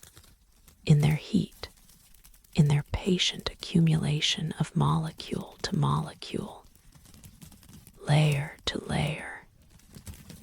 the slow transformation of dissolved to solid, of calcium sulfate in solution to selenite in crystal, of potential to actual, of the invisible to the manifest, though the manifestation is now hidden, is now submerged, is now known only through the photographs and studies and memories of those who entered when the cave was dry, who witnessed when witnessing was possible, who saw the giants sleeping in their chamber and recognized that some wonders are too large to preserve, too ongoing to capture, too patient to accommodate human timescales. And so we let them go. Let the water return. Let the crystals resume their growth. Let the cave fill again, and the giants continue sleeping, adding to themselves in darkness and heat and stillness,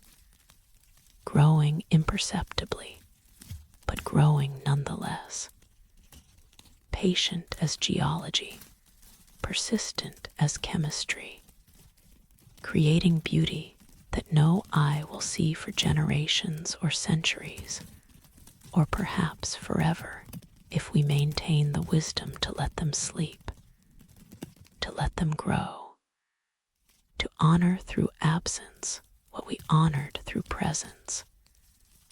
to acknowledge that witnessing is not required for worth, that beauty exists whether or not we see it, that the crystals need no audience, no appreciation, no human understanding to justify their existence, only the conditions that allow them to continue to grow, to add their patient layers in the darkness where they began and where they continue. Giants sleeping in caves we cannot enter, growing in chambers we cannot access, testifying through their hidden presence to the patience of geological processes, to the beauty that exists beyond our seeing, to the wonders that continue whether or not we witness them, that sleep in darkness and heat and stillness, growing imperceptibly, growing inevitably, growing eternally, or at least for time scales that seem eternal to us, who live decades and watch these crystals that measure their existence in hundreds of thousands of years. That began before our species existed in its current form, and that will continue growing long after we have changed or evolved or perhaps disappeared. The crystals persistent, the crystals patient, the crystals sleeping in their cave where giants rest and grow and dream in dimensions we cannot access, dreams made of selenite and calcium sulfate and the patient chemistry of time. In the dry hills above the Dead Sea, where rainfall is minimal and the air itself seems to preserve rather than decay, where the lowest point on earth creates conditions that protected what normal climates would have destroyed. Bedouin shepherds in 1947 threw stones into cave openings they noticed in the cliffs, heard the sound of pottery breaking, investigated and found jars containing scrolls wrapped in linen, texts that had rested in these chambers for approximately 2,000 years, hidden when Roman legions approached Jerusalem, when the Jewish revolt was failing, when whoever held these texts decided preservation was more important than possession, that hiding them was safer than protecting them, that the caves and the desert dryness and the sealed jars would maintain what human custody could not. The Dead Sea Scrolls, as they came to be called, represent the oldest known manuscripts of biblical texts, predating by 1,000 years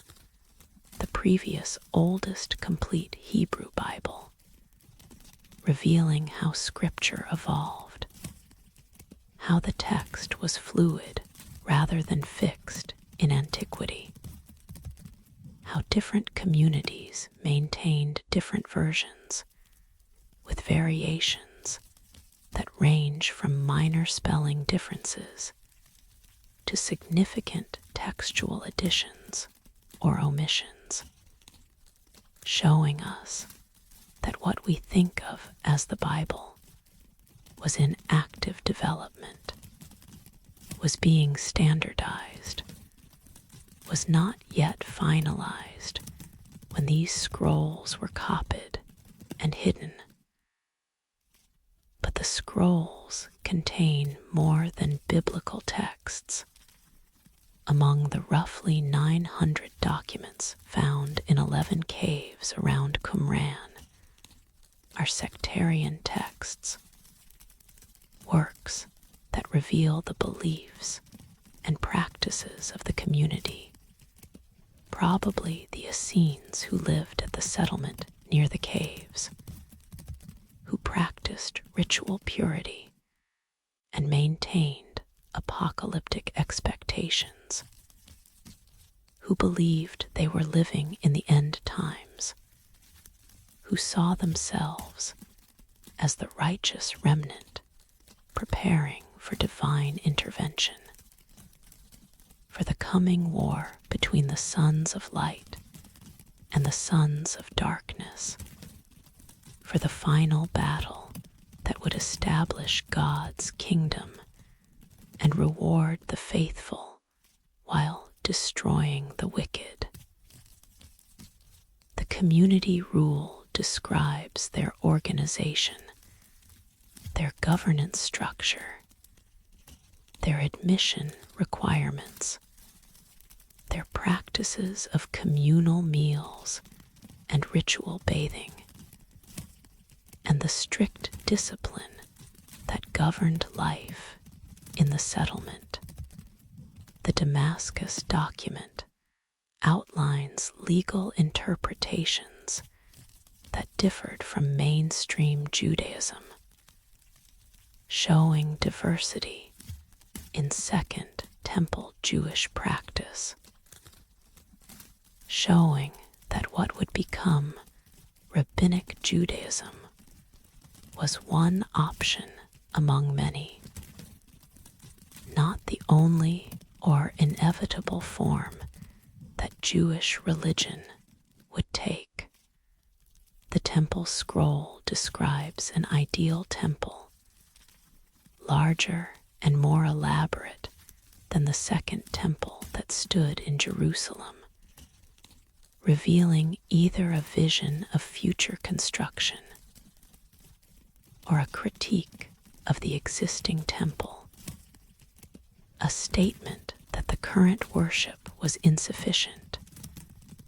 was compromised, needed to be replaced by the perfect temple that God would reveal or establish when the end times came, when the righteous were vindicated and the corrupt were overthrown. And there are the Pesharim commentaries on biblical prophets that interpret the ancient texts as predictions of contemporary events, that read Isaiah and Habakkuk as though they were describing the Roman occupation and the conflicts of the 1st century BCE and CE, that demonstrate how communities make ancient texts relevant by finding in them references to their own situations, their own struggles, their own hopes for divine intervention. The scrolls survived because the conditions were perfect for preservation. The extreme dryness of the Dead Sea region, among the lowest and driest places on earth, the sealed jars that created microenvironments protecting the manuscripts from what little moisture exists, the darkness of the caves that prevented light damage, the lack of human habitation after the Roman suppression of the revolt, meaning the caves remained undisturbed for 2 millennia.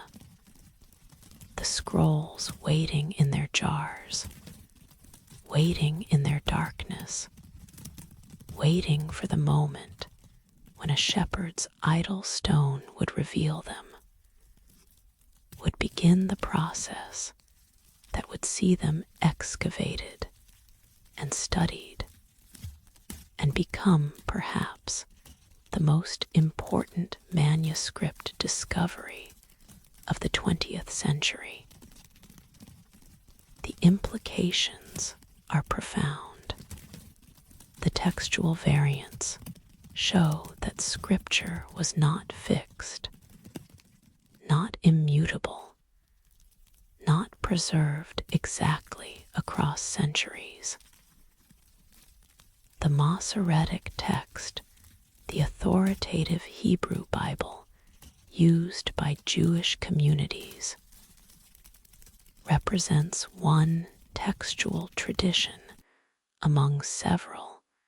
that existed in antiquity. The scrolls preserve other traditions, other readings, other versions that reveal the fluidity of scriptural transmission before the text was standardized, was fixed, was determined to be this version, and not those others that circulated, that were copied, that were apparently equally authoritative to the communities that preserved them. This troubles fundamentalist assumptions about biblical inerrancy, about the exact transmission of divine words, about Scripture as unchanging across time. If different communities had different versions, if scribes made changes deliberate or accidental, if the text evolved and developed and only later became standardized,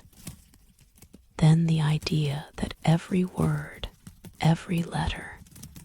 was divinely dictated and perfectly preserved becomes difficult to maintain, becomes something that requires faith rather than evidence, becomes theological claim rather than historical reality. But for scholars, the scrolls are treasure. They provide Hebrew manuscripts 1,000 years older than what was previously available, allowing textual comparison, allowing the reconstruction of how the biblical text developed, how it was transmitted, how it changed over time. They provide context for Second Temple Judaism, the period between the Babylonian exile and the Roman destruction of the temple in 70 CE, a formative period for both Judaism and Christianity, a period we knew mostly from later sources, but now have contemporary documents from, texts written by people living through the events rather than recalling them from distance, and they illuminate the world Jesus and his followers inhabited, the religious diversity of the time, the various Jewish sects and their interpretations, the apocalyptic expectations that were widespread, the sense that the current order was corrupt and that divine intervention was imminent, that God would act soon to establish justice, to reward the faithful, to punish the oppressors, to create the kingdom that prophets had promised and that believers were watching for, were preparing for, were living in expectation of. The Essenes withdrew from mainstream society, created a community of the pure, maintained strict discipline and ritual practices that they believed prepared them for the coming age, that distinguished them from the corrupt majority, that ensured they would be among the elect when God acted. They hid their scrolls when the Romans came, when the revolt failed, when destruction was imminent, trusting that the desert and the caves and the sealed jars would preserve what they could not, trusting that the sacred texts and their own community documents would survive even if the community itself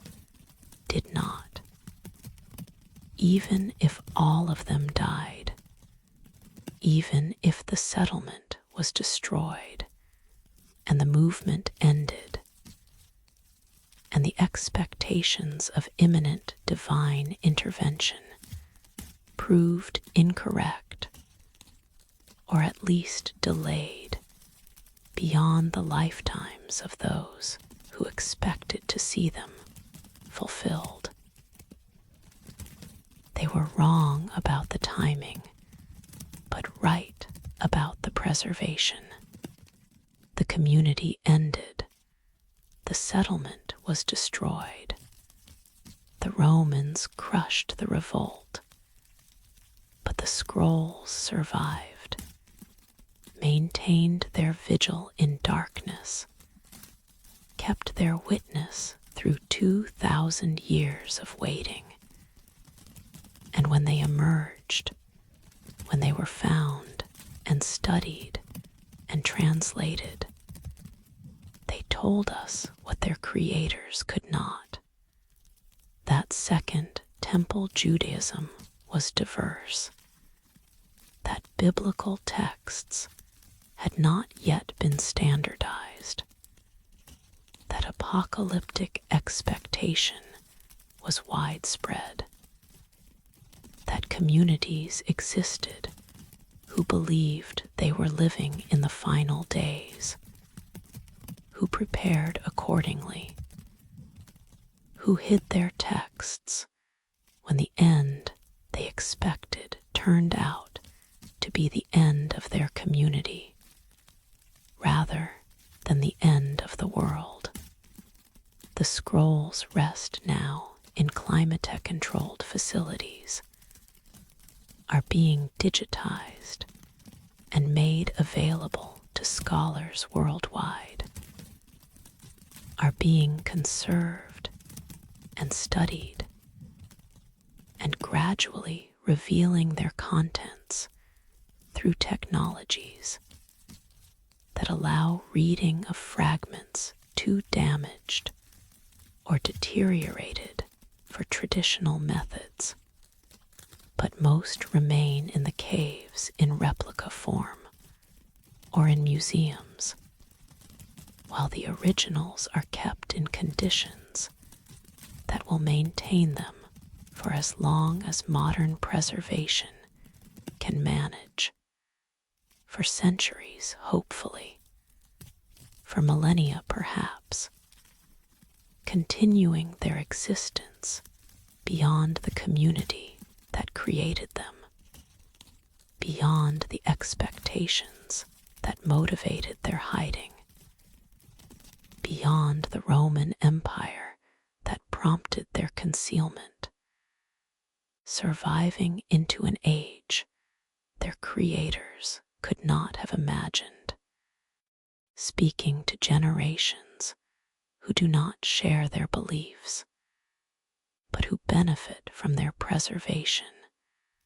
who learn from their diversity, who appreciate their witness to a world that no longer exists except in these manuscripts, in these scrolls that were sealed in jars and hidden in caves and forgotten for 2,000 years before being found by a shepherd who threw a stone into darkness and heard pottery break and investigated and revealed what had been hidden, what had been preserved, what had been waiting in the dry silence of caves above the Dead Sea, waiting to speak again, to tell again the story of a community that expected the end of the world and instead experienced the end of their community, that hid their texts for safekeeping and could not have known that the safekeeping would last 2 millennia, that the texts would outlast the temple they described and the beliefs they contained and the community that created them, becoming not living practice, but historical document. Not current faith, but ancient witness. Not expectation, but memory. The scrolls that survived when everything else perished. That speak when all other voices have fallen silent. That preserve what would otherwise have been lost. That testify to the diversity that existed before orthodoxy narrowed options, before the text was fixed, before the questions were settled into answers, that these scrolls remind us were once questioned, were once debated, were once part of living traditions that competed and conflicted and eventually won one. One became dominant. One became Judaism and Christianity, while others faded, disappeared, left no trace except these scrolls, these witnesses, these voices from caves speaking still to those who listen, who study, who recognize in these ancient texts the same questions we still ask, the same hopes we still harbor, the same expectations that the world will change, that justice will come, that the righteous will be vindicated, that waiting will be rewarded, that the scrolls we hide will be found, that preservation will succeed, that what we save will matter to someone, to the future, to the generations who come after and discover what we left, what we preserved, what we hid in caves or vaults or sealed containers, trusting that the sealing would hold, that the darkness would protect, that time would be kind, that the desert would keep its promise, that the scrolls would survive and speak and tell our story when we no longer can, when we have dissolved into the same dust that coats the caves, when we are memory rather than presence, when we exist only in what we wrote, what we preserved, what we hid hoping it would be found, hoping it would matter, hoping that someone someday would care enough to study it, to translate it, to honor it as witness to a world that was, to a community that believed, to expectations that were disappointed, but whose disappointment teaches as much as their fulfillment would have. The scrolls that waited in darkness and emerged into light and speak still, preserved by dryness and sealed jars, and the patient keeping of caves that ask nothing, that simply hold what is placed in them, that maintain their vigil through centuries and millennia,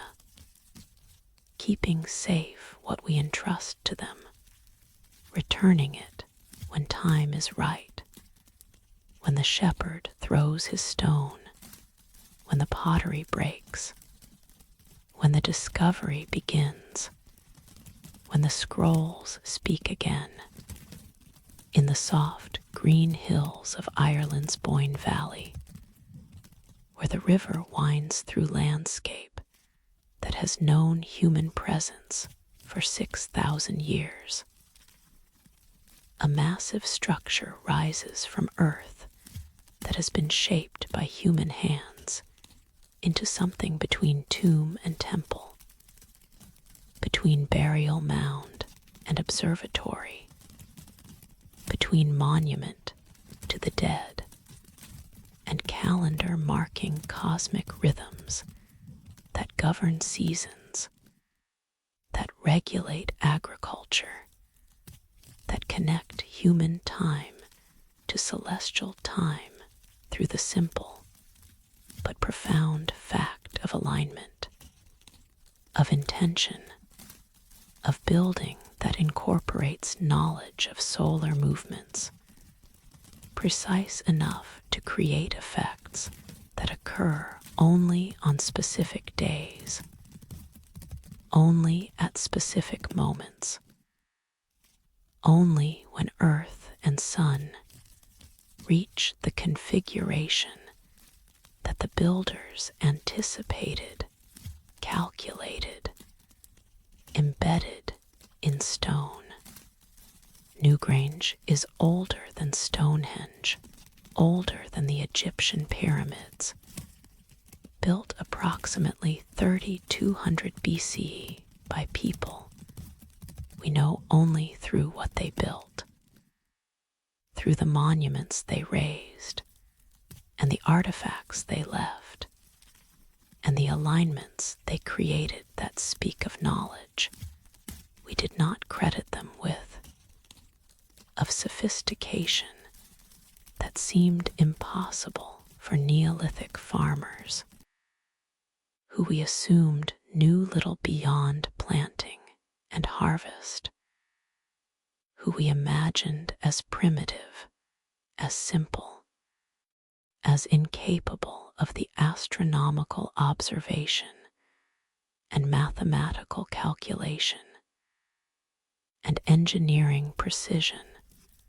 that Newgrange demonstrates in its existence, in its continuing function, in the fact that 52 centuries after its construction it still performs as designed, still captures the winter solstice sunrise in its passage, still illuminates its inner chamber with golden light that penetrates 60 feet of stone and earth to reach the place where the ancients placed their dead, where bones and ash mingled with offerings, where the community gathered perhaps to witness the sun's return, to celebrate the turning of the year, to mark the moment when darkness began its retreat, when light began its slow reconquest of the sky. The mound is massive, 280 feet in diameter, rising 40 feet above the surrounding plain, ringed with standing stones that create a ceremonial space around the structure, that mark it as different, as sacred, as set apart from the ordinary landscape of farming and hunting and daily life. The cairn contains approximately 200,000 tons of stone, quarried and transported, and carefully placed to create not just mass, but meaning, not just barrier, but threshold, not just tomb, but instrument.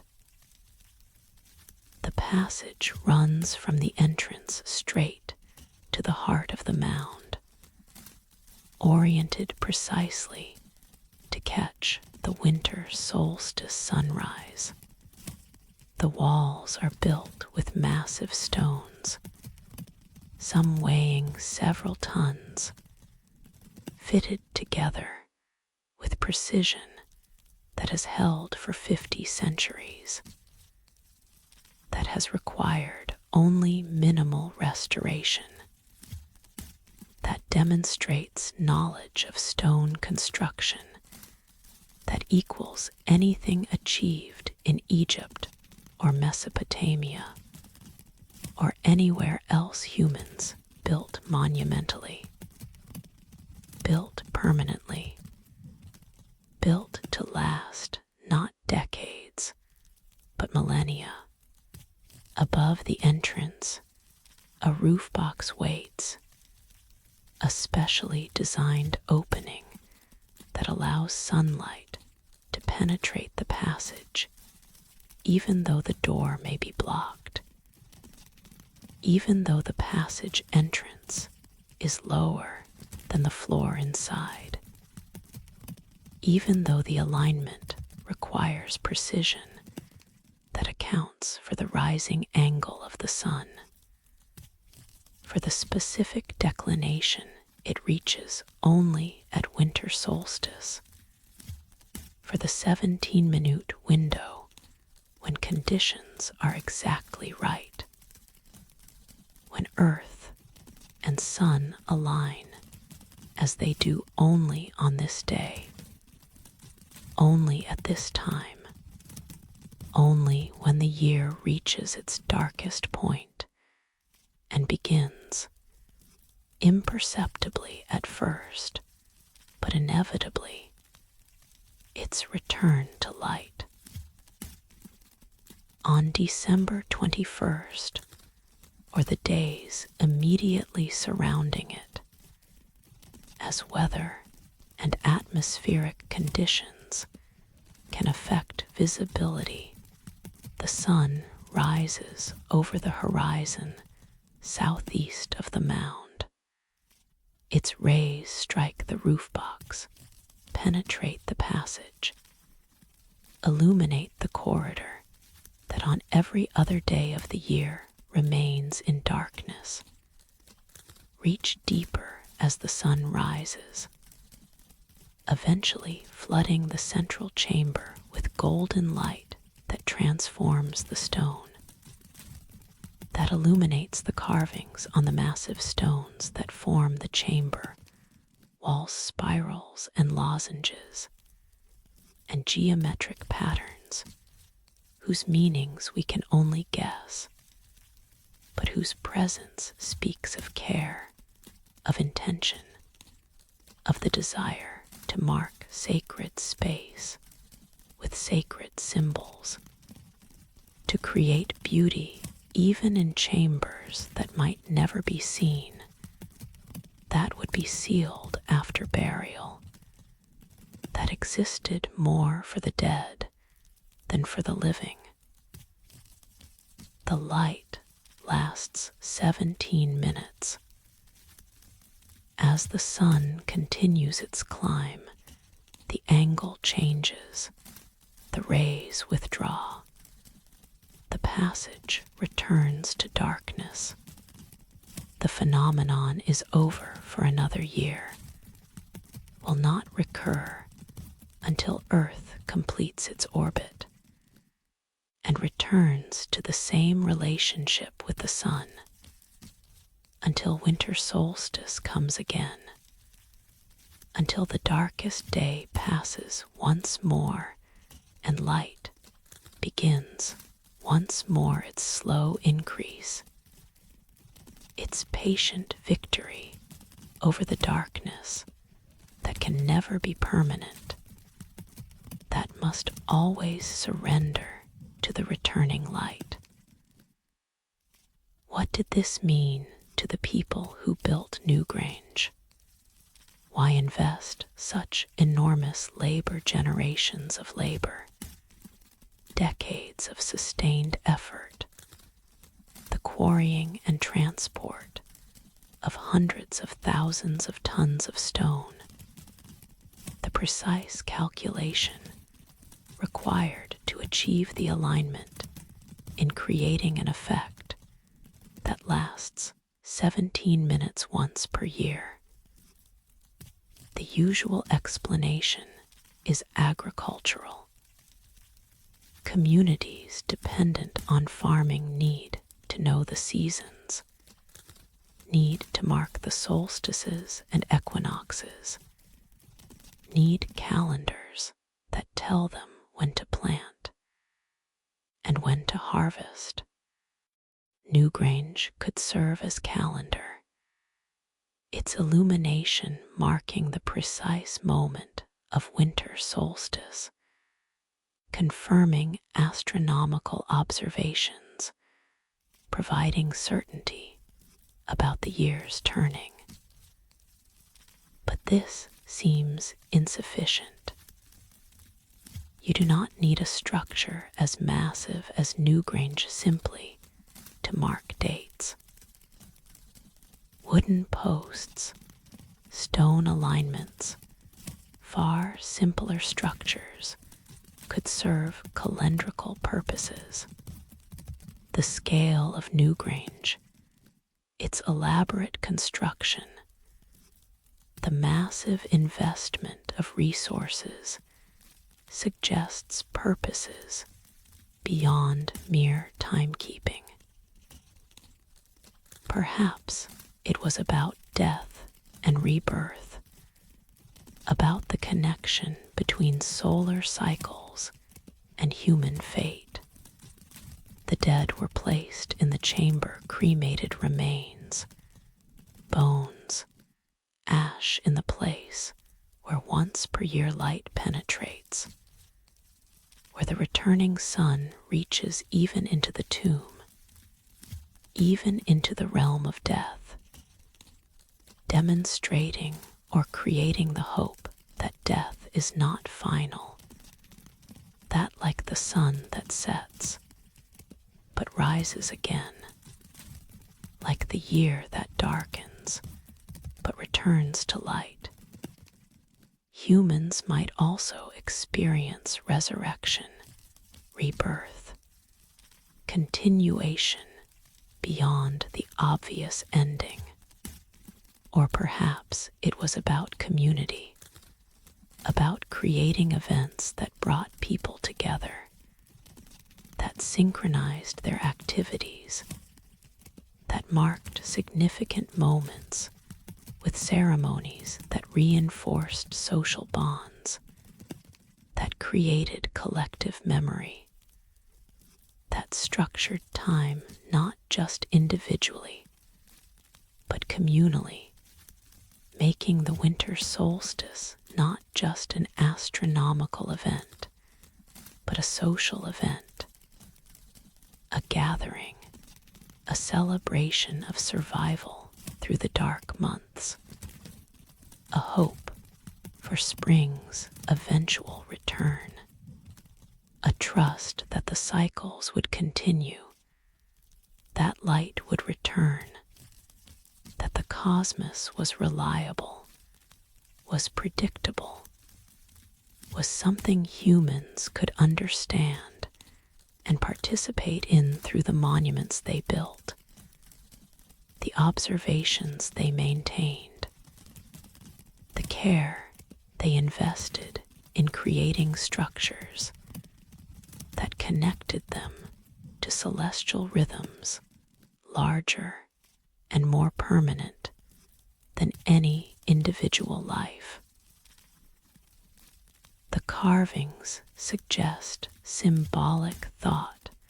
of high sophistication. Triple spiral that decorates the entrance stone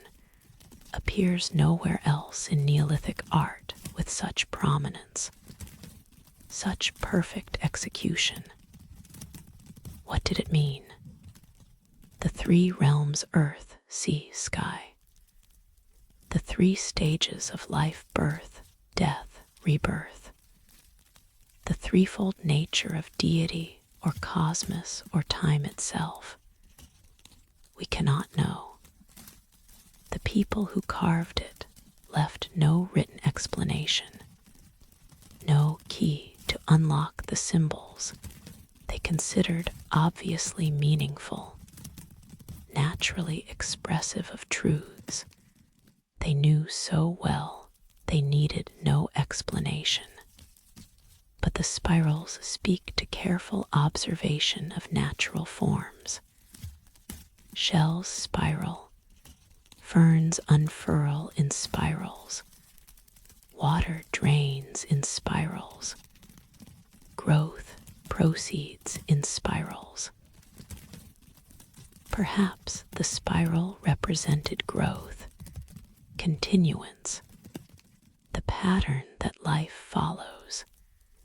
the shape that nature takes when it expands, when it develops, when it creates new forms from old centers, perhaps placing spirals on the entrance, stone marked new grain, as a place of transformation, of development, of the continuation that death threatens, but that the winter solstice sunrise demonstrates that nothing ends completely, that all continues in new forms,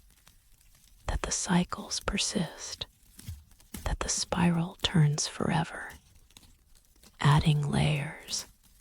expanding outward, growing from the center that remains fixed while the edges extend, creating new while maintaining connection to old, the past becoming foundation for future, the spiral containing both simultaneously, moving and static, changing and permanent, like Newgrange itself, which has stood for 52 centuries, while the people who built it have changed, have evolved, have become different peoples with different languages and beliefs and technologies, but who still gather sometimes at winter solstice, who still watch for the light to penetrate the passage,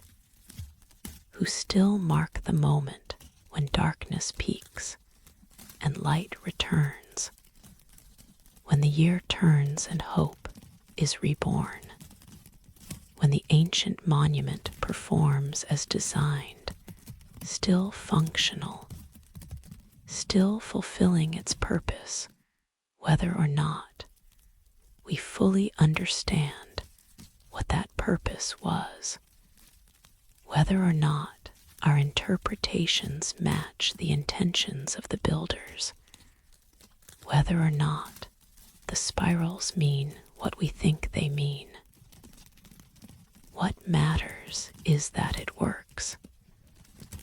The alignment holds. The light penetrates. The passage designed 5,000 years ago still captures the winter solstice sunrise and directs it to the chamber at the heart of the mound, still demonstrates that humans can understand celestial mechanics well enough to predict them, well enough to build for them, well enough to create monuments that participate in cosmic rhythms, that connect earth to sky, that mark time not just in days or seasons, but in the great cycles that regulate all life on this planet, that determine when light comes and when darkness falls, when warmth arrives and when cold descends, when growth is possible and when survival requires endurance, patience, faith that the light will return because it always has, because the cosmos is reliable, because Newgrange has been demonstrating this reliability for 52 centuries and will demonstrate it for centuries more,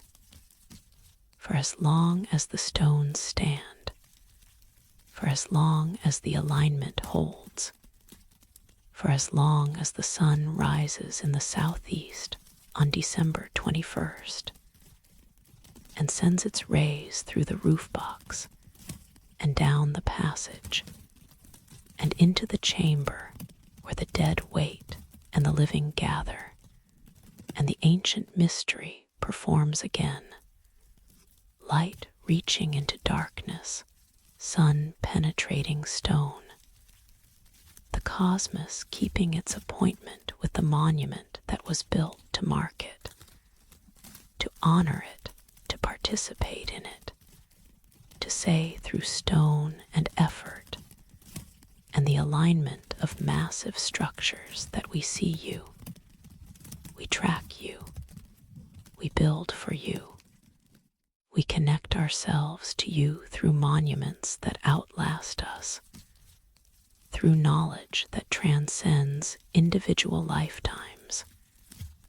through the spiral that keeps turning, that keeps growing, that keeps connecting center to edge, past to future, the dead to the living, darkness to light, the winter to the spring that follows, the solstice to the rebirth it promises, the tomb to the temple,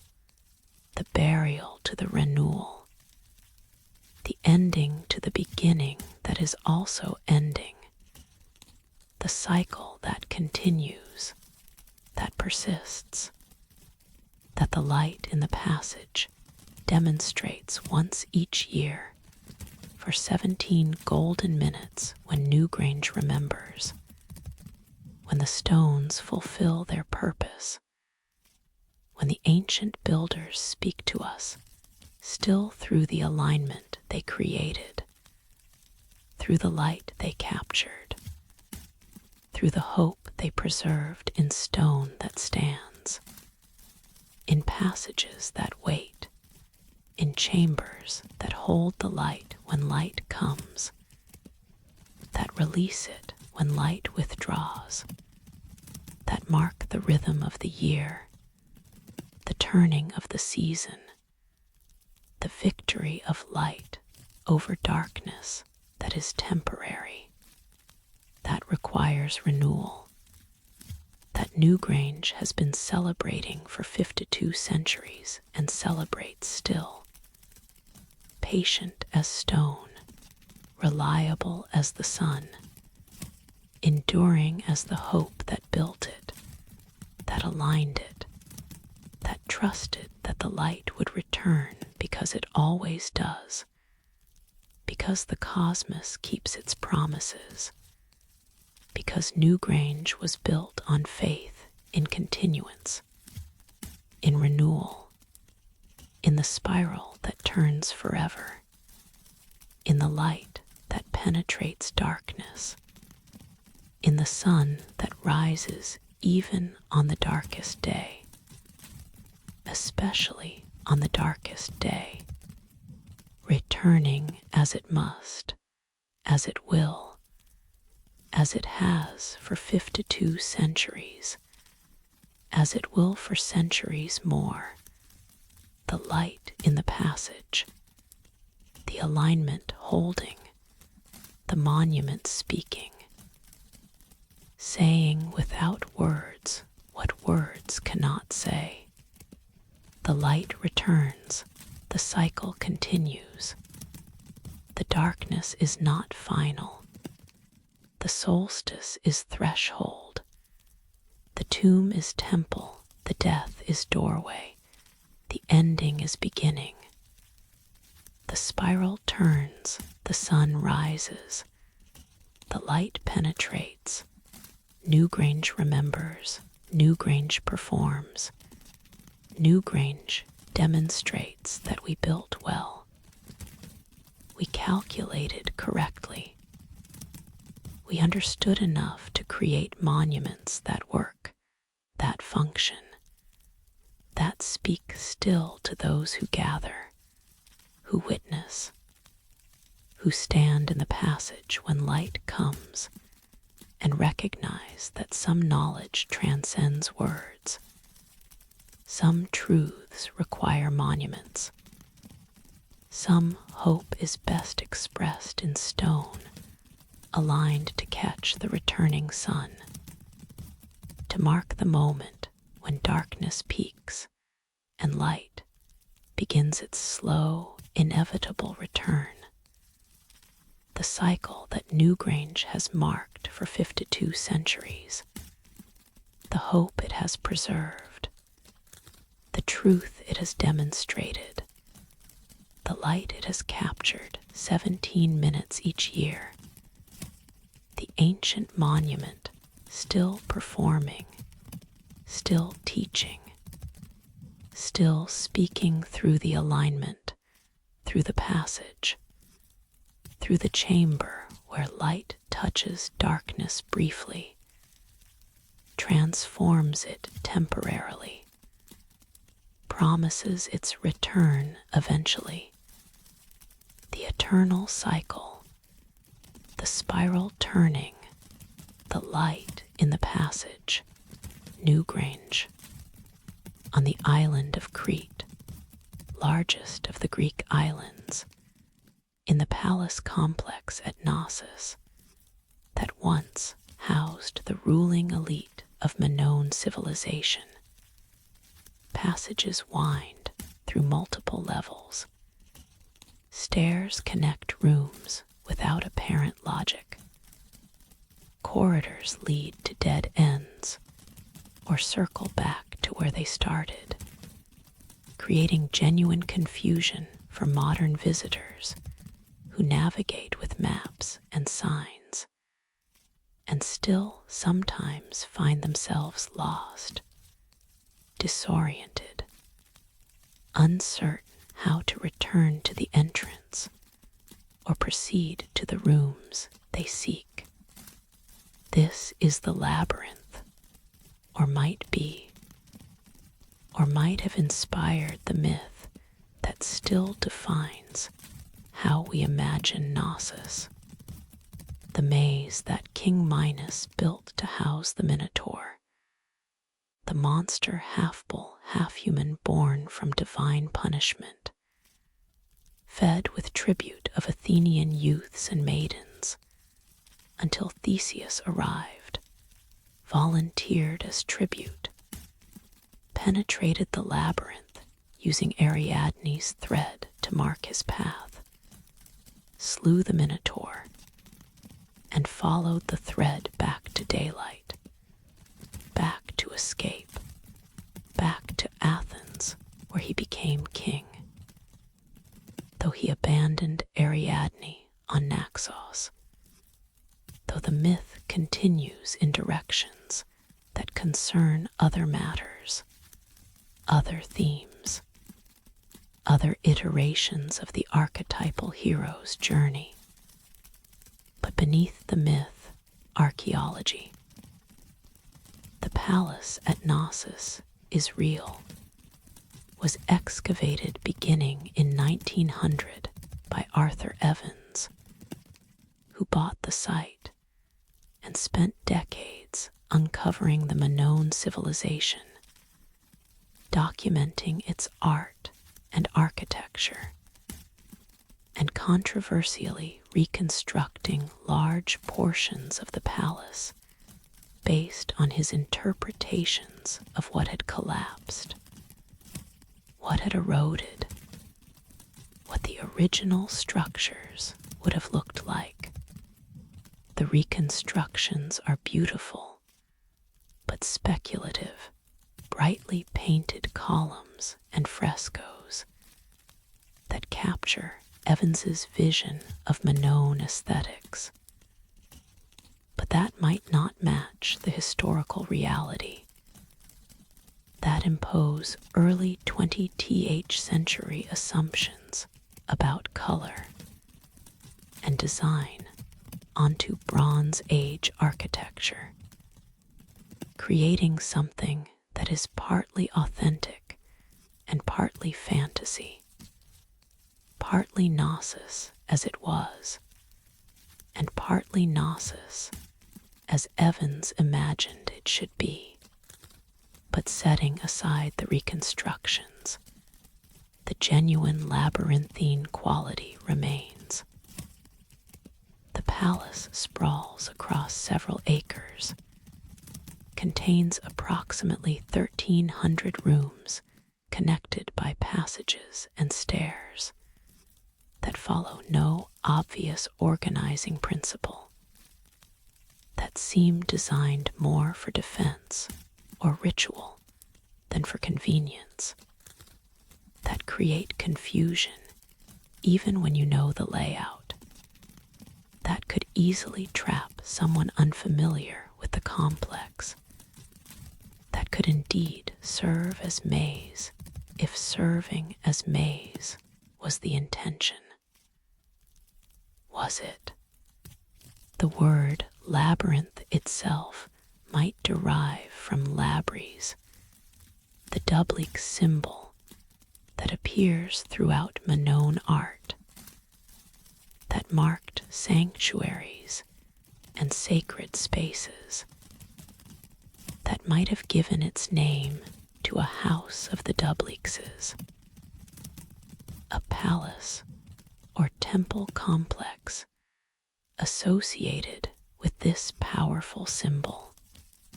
If so, labyrinth meant not maze,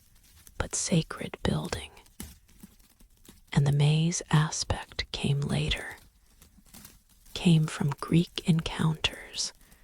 with the complex palace, from outsiders experiencing its confusing layout and interpreting it through their own mythological frameworks. The bull imagery is everywhere in Minoan art. The famous bull-laping fresco shows youths, both male and female, performing acrobatic feats over charging bulls, grasping horns and vaulting over the animal's back in displays that might have been sport, ritual, religious ceremony, proof of courage, or all of these. The bulls were sacred to Minoans, represented power and fertility, and the potency of the divine appeared in art and in ritual contexts, and possibly in actual ceremonies conducted in palace courtyards where bulls were kept, where young athletes performed their death-defying leaps. So the myth of the Minotaur might preserve distorted memory of actual practices. Bulls in the palace, youths performing dangerous rituals involving bulls, perhaps occasional deaths when the acrobatics failed, when the bull's horns caught the leaper, when the performance ended in tragedy that would be remembered, would be transmitted, would be transformed over centuries of retelling into the story of the monster, the tribute, the sacrifice, and the tribute itself. Athens supposedly sent 7 youths and 7 maidens every 9 years to be devoured by the Minotaur might echo actual relationships between Mycenaean Greece and Minoan Crete. Crete was powerful during the Bronze Age, dominated Mediterranean trade, exacted tribute from smaller powers, might indeed have demanded human labor or human lives from Athens or other Greek cities, demands that would be remembered resentfully, would be encoded in mythology as the monstrous Minotaur consuming innocent victims, until the hero comes, until Theseus breaks the cycle, until Athens asserts its independence and ends the tribute that the myth represents as monster feeding. But that might have been more prosaic slavery or forced labor or the ordinary brutality of empire. The thread is the genius of the myth. Ariadne, daughter of Minos, falls in love with Theseus, gives him thread to mark his path into the labyrinth, so he can find his way out after slaying the Minotaur. The thread becomes symbol of connection, of guidance, of the saving relationship that allows penetration of mystery without being lost in it, of the way love or wisdom or divine aid allows navigation of complexities that would otherwise overwhelm, that would trap us in confusion, that would leave us wandering lost until we perish. Following the thread means following the path back to origin, back to safety, back to the entrance that is also exit, back to the daylight that waits beyond the labyrinth's darkness. It means maintaining connection to where you started while exploring where you're going, keeping tethered to the known while investigating the unknown, trusting that the thread will hold, that the connection will persist, that return is possible even when you venture deep into the maze, deep into the complexity, deep into the confusion that seems designed to prevent escape, designed to trap, designed to consume. But perhaps labyrinth and maze are different. A maze has false paths, dead ends, choices that lead to failure. A labyrinth has one path that winds and doubles back, but eventually reaches the center. That requires no choices, only patience, only following the single path that loops and spirals, but never offers alternatives, never tests with decision points, never threatens with wrong turns because there are no wrong turns. Only the path, winding but clear, complex but singular, bringing everyone who walks it to the same center, the same core, the same heart of the labyrinth where transformation occurs, where the monster waits or the divine reveals itself, or the walker simply arrives at the destination that the labyrinth exists to provide access to. Medieval cathedrals sometimes incorporated labyrinths in their floors, paths made of stone or tile that worshippers could walk as spiritual exercise, as pilgrimage in miniature, as meditative practice that brought them through winding paths to the center where they could pray, could contemplate, could experience the arrival that the labyrinth facilitated, the reaching of the sacred center that ordinary straight paths could not provide, that required the winding, the patience, the trust that the path leads somewhere, even when it seems to double back, even when it brings you close to the edge, only to turn inward again, even when you seem to be moving away from the center, only to discover you've been spiraling closer all along. Knossos might have been both or neither, might have been palace with confusing layout, that inspired May's myths might have been sacred labyrinth with intentional winding path that facilitated ritual, might have been simply large, complex building that Bronze Age kings required to house their bureaucracy, their storage, their ceremonies, their daily life, and that later ages interpreted through mythological lenses, because the physical reality was easier to understand as story than as the archaeological remnant of a lost civilization whose purposes and practices we can only partially reconstruct. What remains is the myth and the ruins,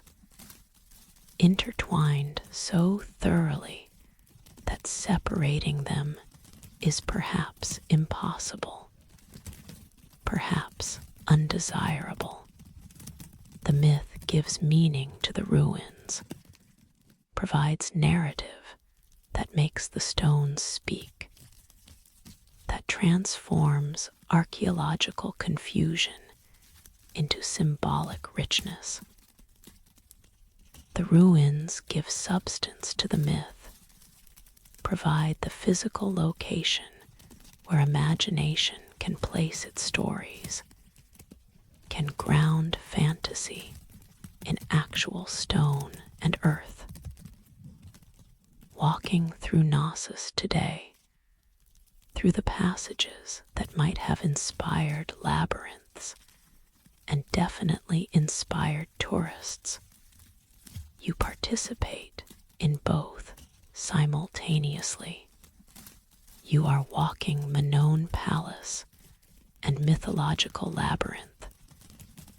Bronze Age architecture and archetypal maze, actual history and symbolic story, the physical and the imaginary so intertwined that asking which is real misses the point, ignores the way both are real in different registers, both true in different modes, both present in the stones that stand and the myths that endure. The Minotaur waits still in the center, or does not wait, or waits only as symbol waits patient, eternal,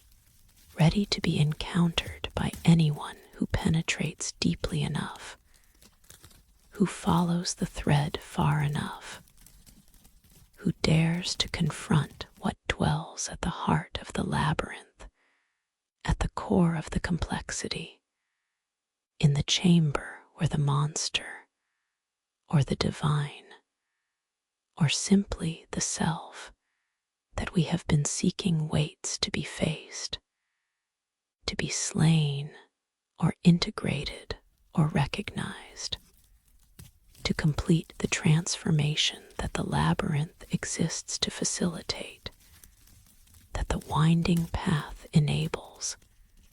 that the thread allows by promising return, by guaranteeing that penetration does not mean permanent loss, that going in does not prevent coming out, that the labyrinth is passage, not trap,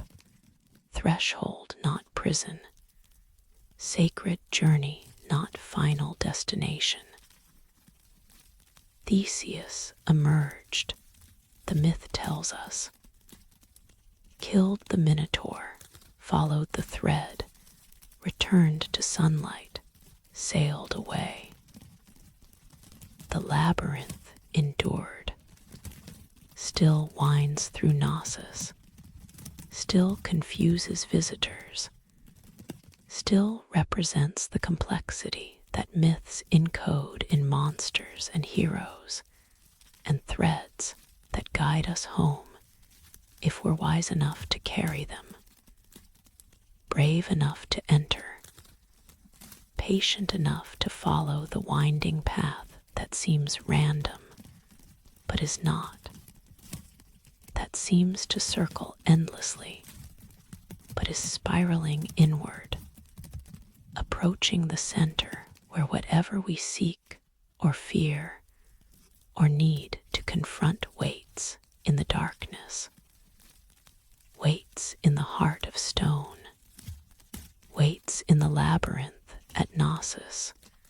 where myth and history meet, where archaeology and imagination combine, where the Minotaur still roars faintly if you listen, where Ariadne's thread still glimmers if you look, where the labyrinth still offers its ancient promise. Enter, penetrate the mystery, reach the center, emerge transformed, return to tell the story that becomes myth, that becomes the truth that others need, the thread that others follow, the path through the labyrinth that leads to the center and back to the light, winding but certain, complex but true, the sacred path, the hero's journey, the labyrinth at Knossos where stone and story spiral together forever, inseparable, eternal waiting, in the Pyrenees, where France meets Spain across mountains that have known human presence since before the glaciers retreated, since the time when Europe was tundra and mammoth herds grazed where forests now grow. There is a cave that holds not just images, but sounds, not just paintings, but the memory of music, the evidence that melody predates what we thought, that humans were making intentional sound, creating beauty through organized vibration, producing what we recognize as music long before agriculture, before cities, before any of the markers we use to measure civilization. Isturit's cave has yielded flutes carved from vulture wing bones, hollow tubes with finger holes drilled at precise intervals, instruments that are still playable 35,000 years after they were made, that still produce pentatonic scales when modern musicians blow through them, that still create melodies that sound eerily familiar despite originating in a time so distant that everything about the culture that created them has dissolved except these bone fragments, these carefully crafted instruments that speak of aesthetic sense, of the understanding that sound could be controlled, could be shaped, could be made beautiful. The flutes are not crude. They are sophisticated instruments, their finger holes placed with precision that required understanding of acoustics, that demanded trial and error, that speaks of musical tradition rather than single innovation. Someone did not simply discover that blowing across a hollow bone produces sound and then drill random holes. Someone, many someones across generations experimented, refined, discovered which hole placements produced which intervals, which combinations created pleasing scales, which patterns allowed the playing of melodies that we can only imagine, but that the flutes themselves suggest were complex, were intentional, were music in the full sense. Why music? The question troubles researchers who study Paleolithic culture because music serves no obvious survival function. It does not feed you, does not shelter you, does not protect you from predators, or help you hunt prey. It is, in the most basic sense, unnecessary a luxury, an embellishment, something that should emerge late in cultural development after the practical necessities are secured,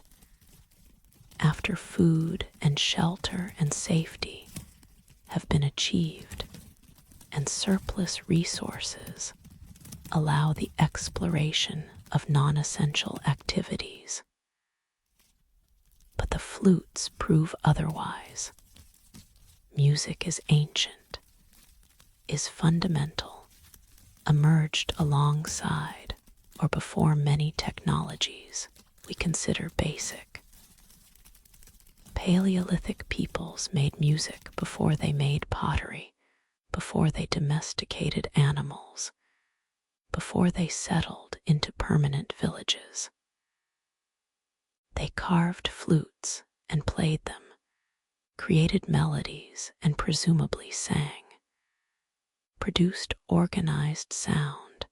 that served purposes we can reconstruct only partially,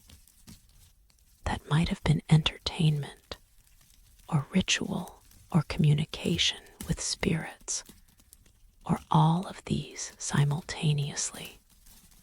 The cave itself is an instrument. Acoustical studies reveal that certain chambers amplify sound in specific frequency, ranges, particularly the range of human voice, particularly male voice, particularly the deep chanting that appears in shamanic practices across many cultures. Strike a stone against the wall in certain locations, and the cave resonates, rings like a bell, creates overtones that fill the chamber with sound that seems to come from everywhere and nowhere. That surrounds you. That makes the stone itself seem alive, seem vocal, seem to be participating in the music rather than merely reflecting it. And the paintings cluster where the acoustics are best. This cannot be coincidence. The people who painted bison and horses and ibex on the cave walls chose locations, not just for visibility or convenience, but for their sonic properties, for the way sound behaved in these specific chambers, suggesting that the painted ceremonies involved both visual and auditory elements, that what we see as art was part of multimedia performances that combined image and sound, painting and music, visual representation, and acoustic experience. Imagine the ceremony. People gather in the resonant chamber, carrying torches that make the painted animals seem to flicker and move, creating the illusion of life, of motion, of herds actually running across the stone walls. The flute player begins, a simple melody that the cave amplifies, that echoes from the walls, that seems to come from the painted animals themselves, as if the stone bison is singing, as if the ibex is chanting, as if the boundary between image and reality is dissolving in the music and the firelight and the acoustic magic of the chamber. The chanting begins, male voices in the low range that the cave favors, that it amplifies most powerfully, creating the sensation that the earth itself is singing, that the voices are coming from the stone, from the depths,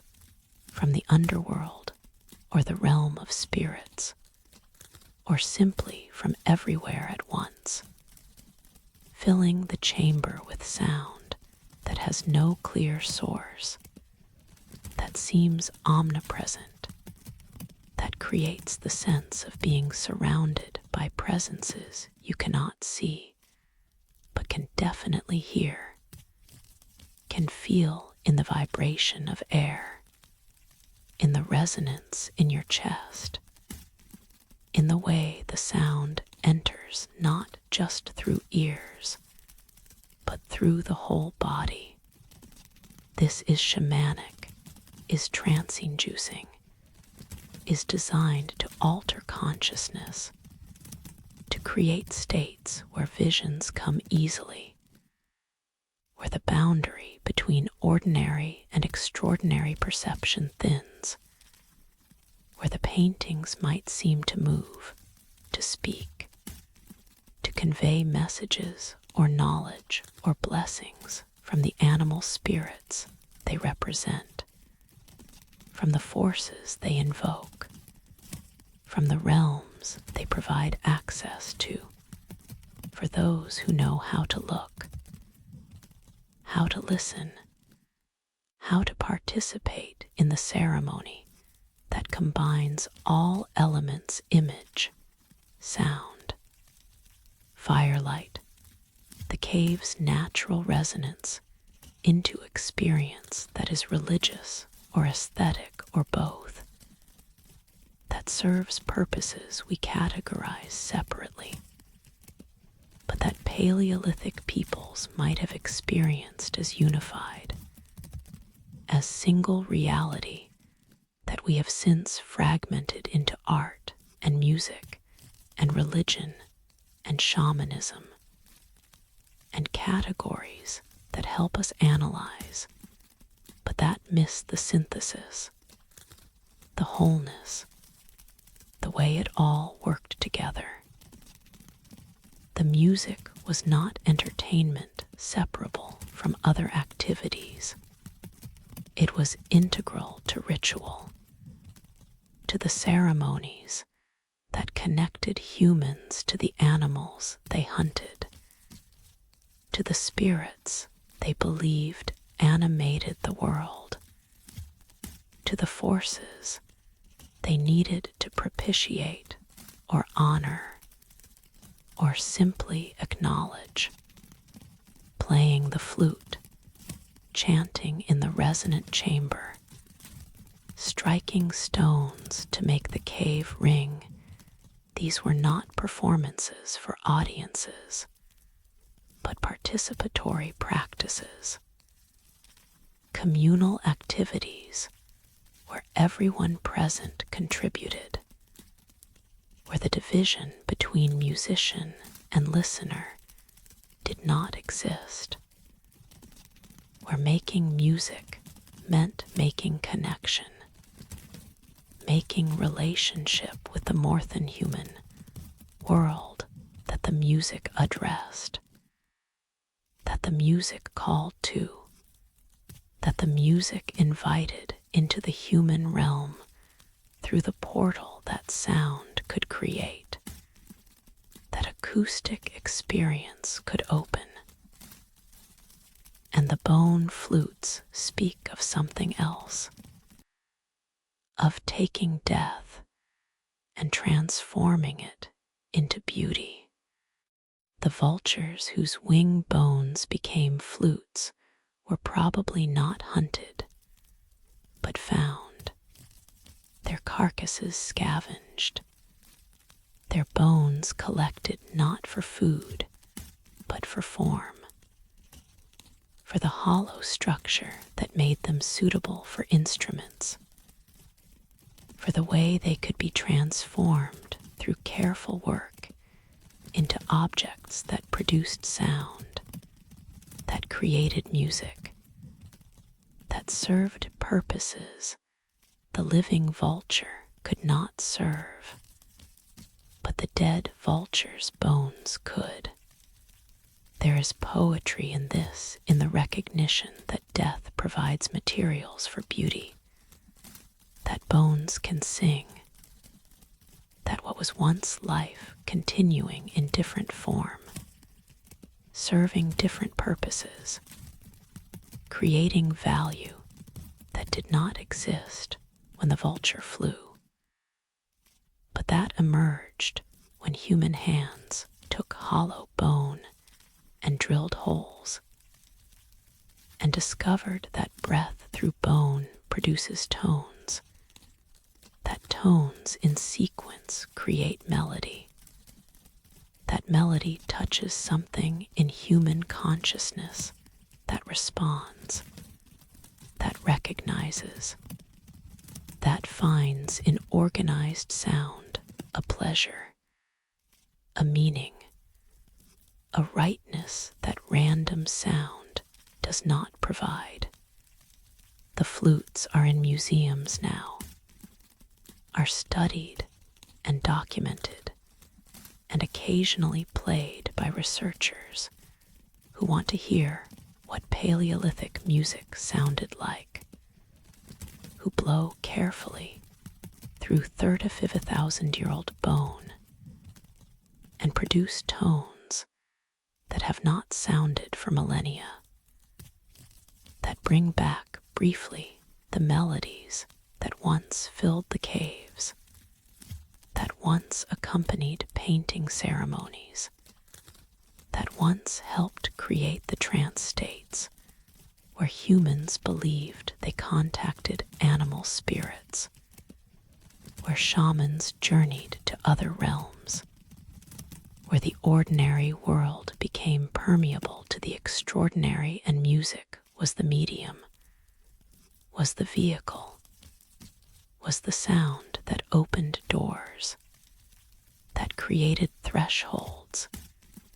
that allowed passage between worlds that our modern consciousness keeps firmly separate. But that Paleolithic consciousness might have experienced as adjacent, as accessible, as reachable through the right practices, the right sounds, the right music played in the right caves by people who knew what they were doing, who had refined these practices across generations, who had learned through trial and error and transmission from elders which melodies worked, which caves resonated best, which combinations of image and sound and firelight created the most powerful experiences, the most effective rituals, the deepest connections to whatever it was they were connecting to. We can play the flutes, but we cannot recreate the context, cannot access the beliefs that gave the music meaning, cannot participate in the worldview that heard in these melodies not just pleasant sounds, but communications with the sacred, invocations of power, tools for transformation. we can appreciate them as artifacts, as evidence of artistic capacity, as proof that our ancestors were sophisticated and creative and capable of abstraction and beauty. But we cannot hear them as they heard them, cannot experience the music as part of ritual rather than as historical curiosity, cannot feel what they felt when the flute played and the cave rang and the painted animals seemed to move, and the whole chamber became portal, became threshold, became the place where music was not entertainment, but magic, not performance, but participation in mysteries we have lost, in practices we have abandoned, in ways of being in the world that our civilization has traded for other ways, other practices, other relationships with sound and image and the sacred. The flutes remain, silent most of the time, occasionally played by researchers, resting in cases beside the evidence of Paleolithic art and technology, and the slow accumulation of understanding that these people were not primitive, were not simple, were not lacking in the capacities we prize: imagination, creativity, aesthetic sense, the ability to create beauty that serves no immediate survival function,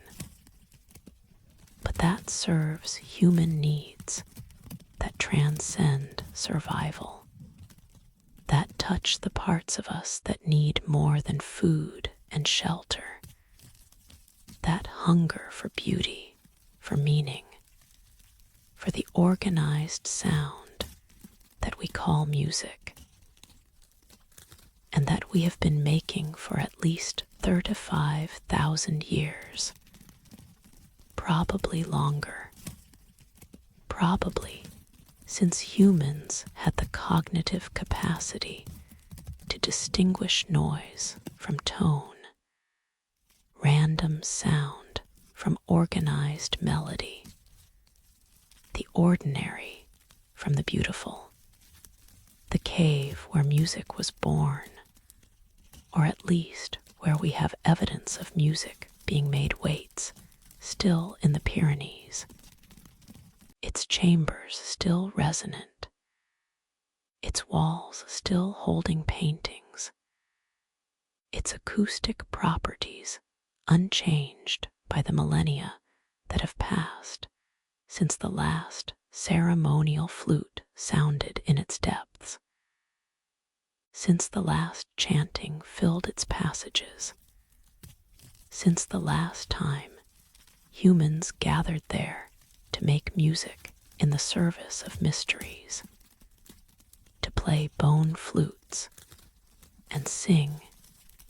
and create through sound the connections they sought, the transformations they needed, the beauty they valued enough to spend time creating, to devote resources to preserving, to pass down through generations the knowledge of which bones made best flutes, which holes produced which tones, which melodies pleased the spirits, which songs opened doors, which music mattered enough to make, to play, to preserve in instruments that lasted 35,000 years, that speak still when breath passes through them, that produce melodies that sound familiar despite their age, that touch something in us that recognizes, that responds, that remembers perhaps that we have always made music, have always needed music, have always found in organized sound something essential, something precious, something worth the effort of drilling holes in vulture bones, worth the experimentation required to discover acoustics, worth the gathering in caves to play and sing and create together the sounds that connected us to each other, to the animals we hunted, to the spirits we believed in, to the mysteries we honored through the music we made in caves that amplified it, that transformed it, that made every flute player and every singer and every listener into participants in something larger, something sacred, something that began in the caves where music was born and continues still, differently but recognizably, in every melody we play,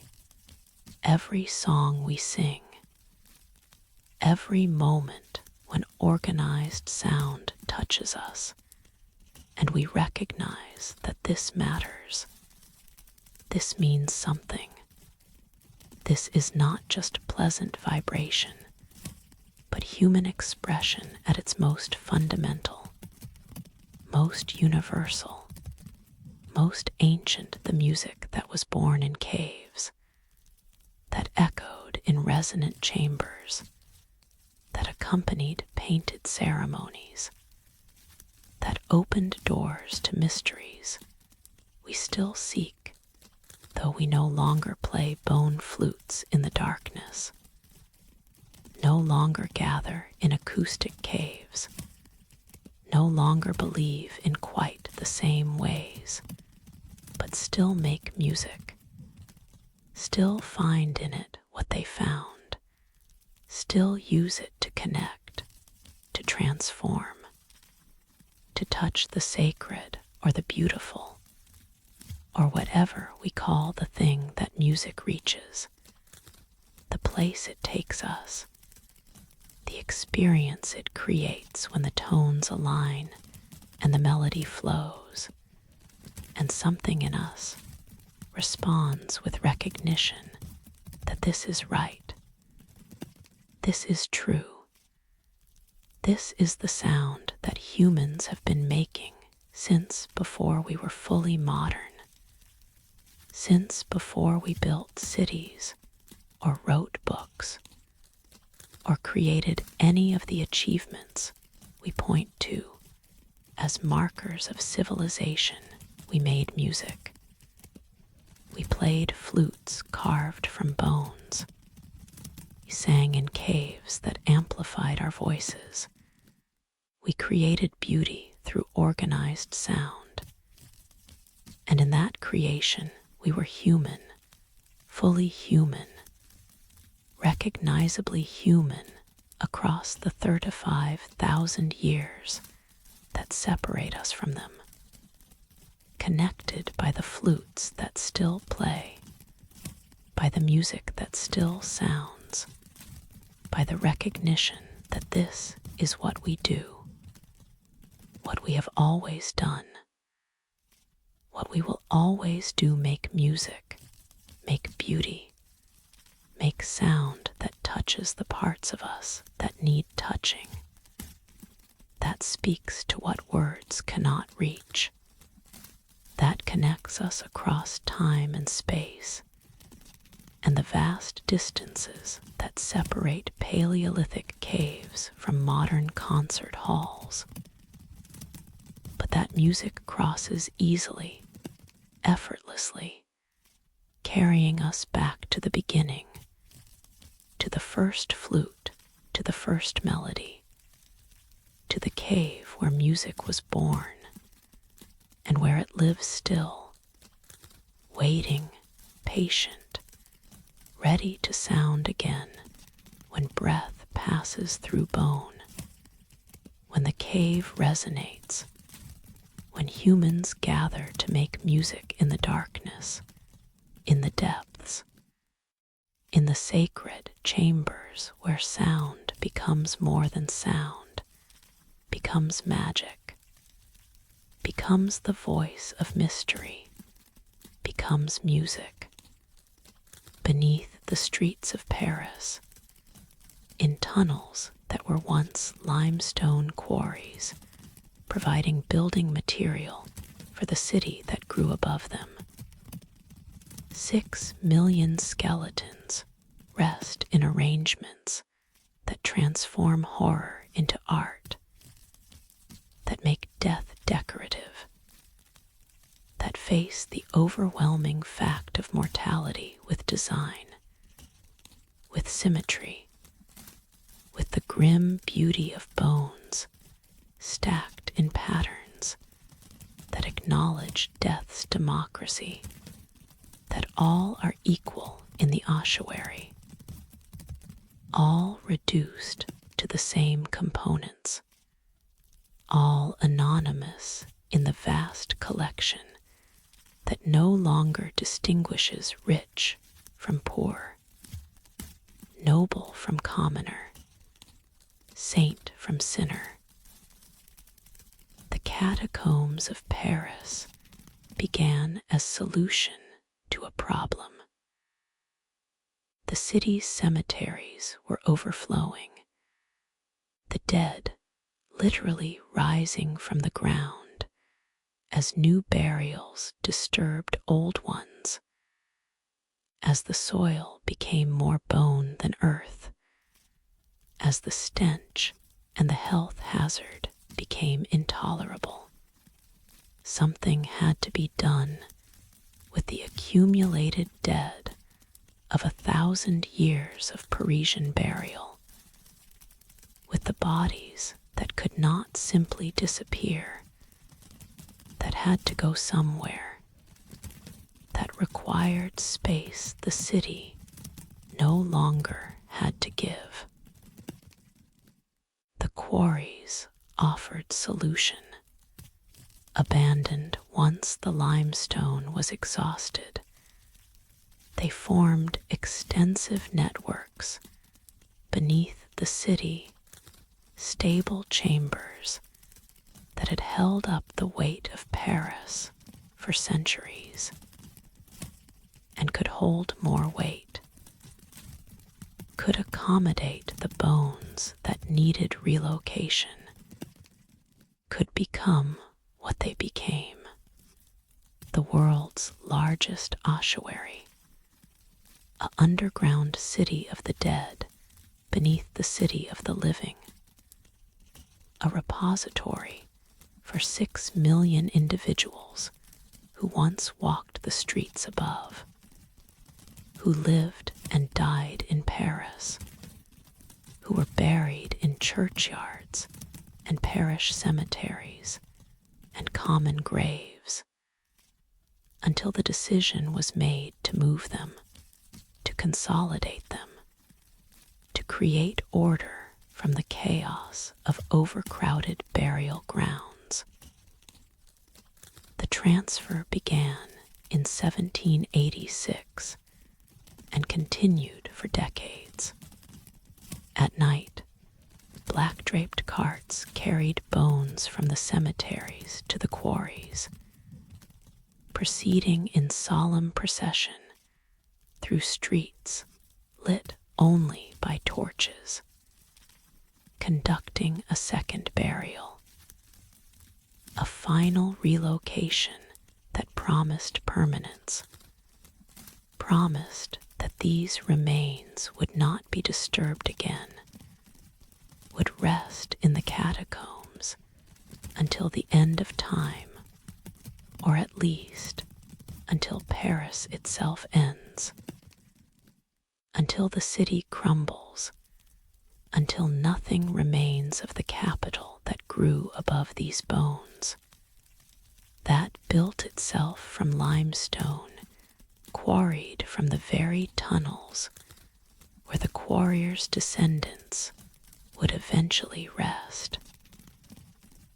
But the bones were not simply dumped.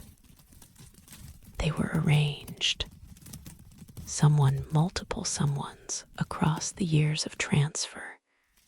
decided that this massive collection of human remains should be organized, should be made beautiful in its way, should honor the dead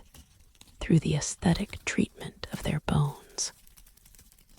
through the creation of patterns and walls and displays that make the catacombs not just storage, but monument, not just solution to a practical problem, but recognition of mortality's scale, of the millions who came before, whose bones testify to the fact of death that awaits everyone, that unites everyone, that makes equals of king and pauper in the end when flesh dissolves and only bones remain. The walls are built from femurs and skulls, the largest and most recognizable bones, arranged in patterns that create visual interest, that break the monotony of corridor after corridor of stacked remains. Femurs form the base, aligned horizontally like bricks, creating stability. Skulls are placed at intervals, their empty eye sockets staring out at visitors, their absence of expression somehow more expressive than any living face, their patient silence more eloquent than any speech. Heart shapes appear, formed from skulls and crossbones arranged in patterns that seem almost playful, almost irreverent, almost a visual joke, except the subject is death, and the materials are human remains, and the effect is unsettling rather than amusing, is reminder that these were people, that they had hearts that beat and stopped, that they loved perhaps and were loved perhaps, and are now components in a wall, elements in a pattern, bones among millions of bones in darkness beneath the city they inhabited when inhabitation meant living rather than resting, meant walking streets rather than being stacked beneath them. The inscriptions add gravity. Stop. This is the empire of death. The words mark the threshold, the passage from the ordinary tunnels tourists walk through to reach the ossuary to the chambers where the bones begin, where the dead wait in their millions, where the visitor must acknowledge what they are about to enter, what they are about to witness, what the bones represent beyond their arrangement, beyond their decorative function, beyond the patterns they create. They represent lives, individual existences, the accumulated mortality of a great city across centuries of history. 6 million is incomprehensible. The number is too large to grasp emotionally, too vast to hold in individual awareness. One death we can comprehend, can mourn, can feel the weight of. 6 million becomes statistic, becomes abstract, becomes number rather than reality, which is perhaps merciful, perhaps necessary, perhaps the only way to function when confronted with death at this scale. Mortality accumulated to the point where individual tragedy dissolves into collective presence, into the simple, overwhelming fact of bones. Bones everywhere, walls of bones, corridors lined with bones, chambers stacked with bones from floor to ceiling, the remains of millions in the darkness beneath Paris. Who were they? The question is mostly unanswerable. The bones were moved without records, were mixed and combined and stacked without maintaining individual identity, without preserving the names or dates or any identifying information that would allow recognizing specific individuals. Some were nobles. Surely Paris had its aristocracy, its wealthy families buried in elaborate tombs that meant nothing once the bones were relocated, once the marble monuments were left behind, and only the skeletons were transferred to the catacombs, where wealth and poverty became indistinguishable, where all reduced to the same calcium and phosphorus, the same structure, the same fate. Some were poor, the vast majority probably buried in common graves or parish cemeteries, never marked individually, always part of the collective, anonymous in death as they might have been in life, known to family and neighbors, but not to history, remembered briefly by those who loved them, and then forgotten, dissolving into the general past, becoming part of the uncounted masses who lived and died, leaving no particular trace except these bones, these fragments that testify to having existed, but not to who they were, what they did, what they hoped for, what they feared. Some were children, the small bones reveal this. The incompletely fused skulls, the evidence of lives cut short, of deaths that must have devastated parents who are themselves likely here,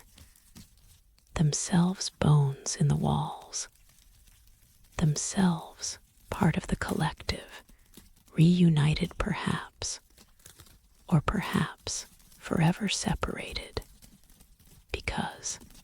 there is no way to know, no way to distinguish, no way to reunite what death separated and relocation scattered, and the passage of time has rendered anonymous. Some were revolutionaries, perhaps, died during the terror, were buried in mass graves, and later transferred here. Their political passion and ideological commitment reduced to bones, indistinguishable from those of the aristocrats they overthrew, from the priests they persecuted, from everyone who lived during those turbulent years when France transformed itself through violence, through the guillotine that made corpses,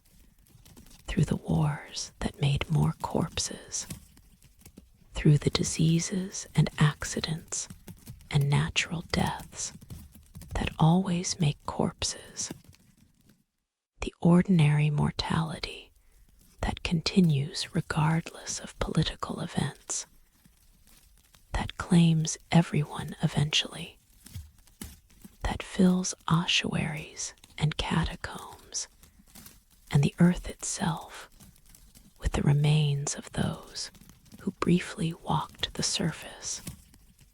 briefly lived, briefly mattered to someone before becoming bones, becoming anonymous, becoming part of the collective 6 million who rest beneath Paris. The catacombs are open to tourists now. A small section carefully prepared, lit with electric lights, made safe with walkways and barriers, transformed from horror into attraction, from memento mori into educational experience, from the empire of death into museum, where death is observed rather than confronted, witnessed rather than felt, kept at safe distance by the framing that tourism provides. The tickets and guides and rules that mediate the experience, that prevent the full impact that direct encounter might produce. But even mediated, even framed as tourist attraction, the bones speak. They accumulate presence through sheer number,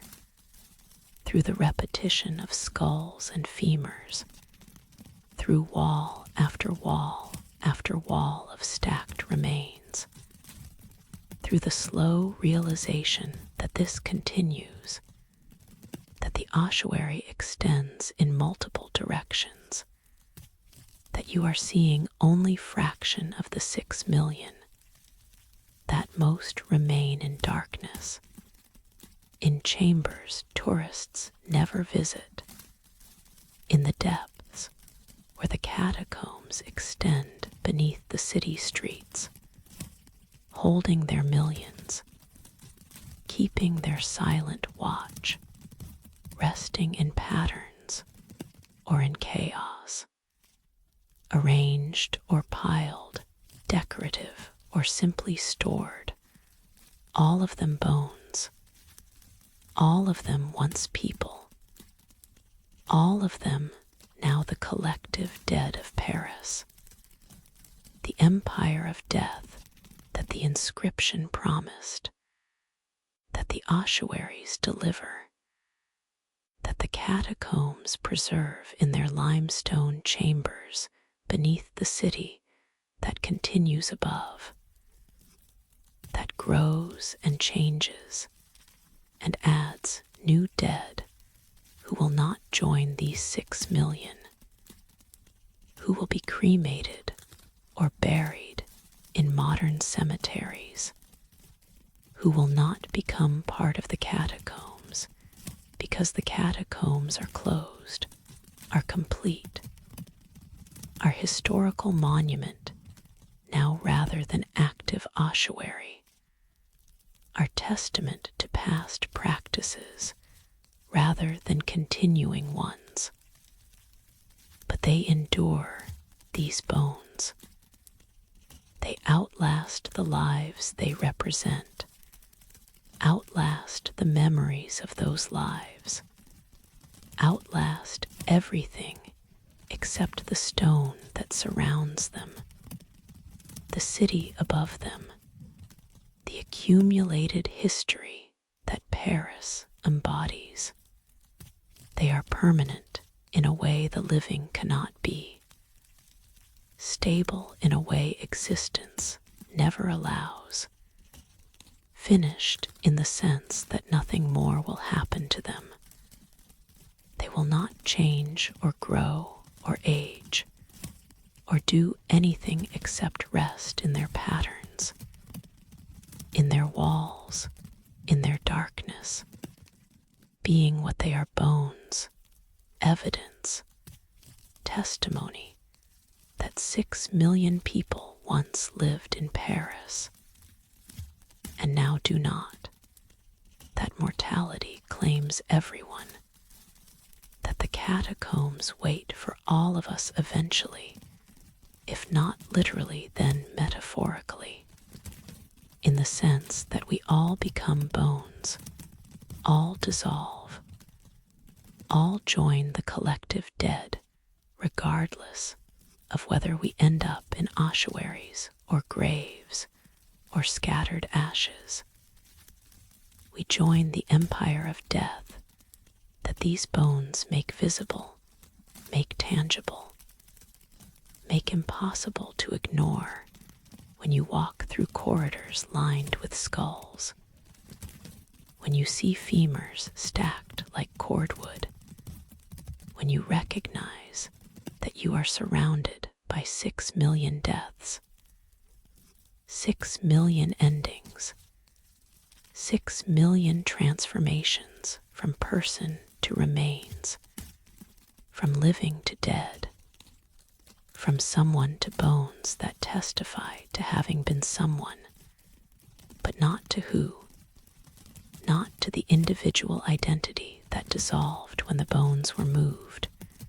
were mixed, were made anonymous, were made equal, were made into art or architecture, or the collective presence that the catacombs create, that overwhelms through scale, through repetition, through the simple, undeniable physical fact of millions of bones in darkness, waiting, patient, teaching without words the lesson that everyone learns eventually, that we are all temporary, all brief, all destined to become what these bones are: remains, evidence, the physical fragments that persist when everything else dissolves, when identity and memory and all that made us specifically who we were fades, and only bones remain. Only the structure, only the calcium and phosphorus that formed our skeletons, that held us upright, that allowed us to walk and move and exist as physical beings for the decades we had before the bones were all that was left, before we joined the collective, before we became part of the empire, the vast, silent empire beneath the city, beneath the surface, beneath the noise and light and life of the living world, in the darkness where bones rest and wait and teach through their presence, through their number, through their patient testimony that this is what awaits. This is what we become, these bones in darkness, these anonymous remains, these fragments of 6 million lives now stacked in walls, arranged in patterns, sleeping in the empire of death beneath Paris, beneath the living, beneath the forgetting that claims names and faces, and everything except bones. Bones that endure, bones that remain, bones that speak still to those who descend, who visit, who walk the empire's corridors and recognize themselves, recognize their future, recognize that these bones are not so different, are not other, are kin, our family, are us as we will be when our time comes, when we join them, when we become bones, anonymous or named, remembered or forgotten, but always, eventually, certainly bones. In the limestone plain of the Yucatan Peninsula, where rain either falls or drought comes, where survival depends on water in a landscape that offers little surface water because the porous limestone absorbs rainfall, channels it underground into vast aquifer systems that flow invisibly beneath the jungle. The Maya civilization built cities and sustained populations through ingenious water management. Through the cenotes, natural sinkholes, where the limestone collapsed to reveal the groundwater, where access to the aquifer became possible, where villages and then cities grew around these rare sources of reliable water. The cenotes were sacred. How could they not be? In a land where water means life, where drought means death, the natural wells that provided access to the underground rivers became holy sites, became places where the gods lived or could be contacted, became thresholds between the ordinary world and the realm of chalk. The rain god whose favor determined whether crops grew or failed, whether communities thrived or starved, whether the coming season would bring blessing or catastrophe. At Chichen Itza, one of the great Maya cities, the sacred cenote served specifically religious rather than practical purposes. Unlike the cenote that supplied drinking water for the city's daily needs, the sacred cenote was for offerings, for communication with the divine, for the desperate prayers of people who needed rain, who would give anything to ensure that the gods sent water, that the next season would bring the moisture that agriculture required, that survival depended on. The cenote is impressive even without understanding its sacred function. A circular opening in the limestone, approximately 150 feet in diameter, with sheer vertical walls dropping 60 feet to water below. The water itself is deep another 40 feet of murky green liquid, filling the bottom of the sinkhole, creating pool that is still, that is dark,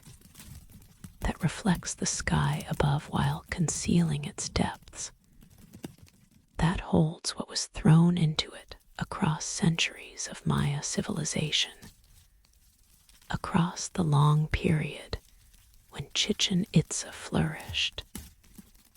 and the sacred cenote received offerings meant to please the gods,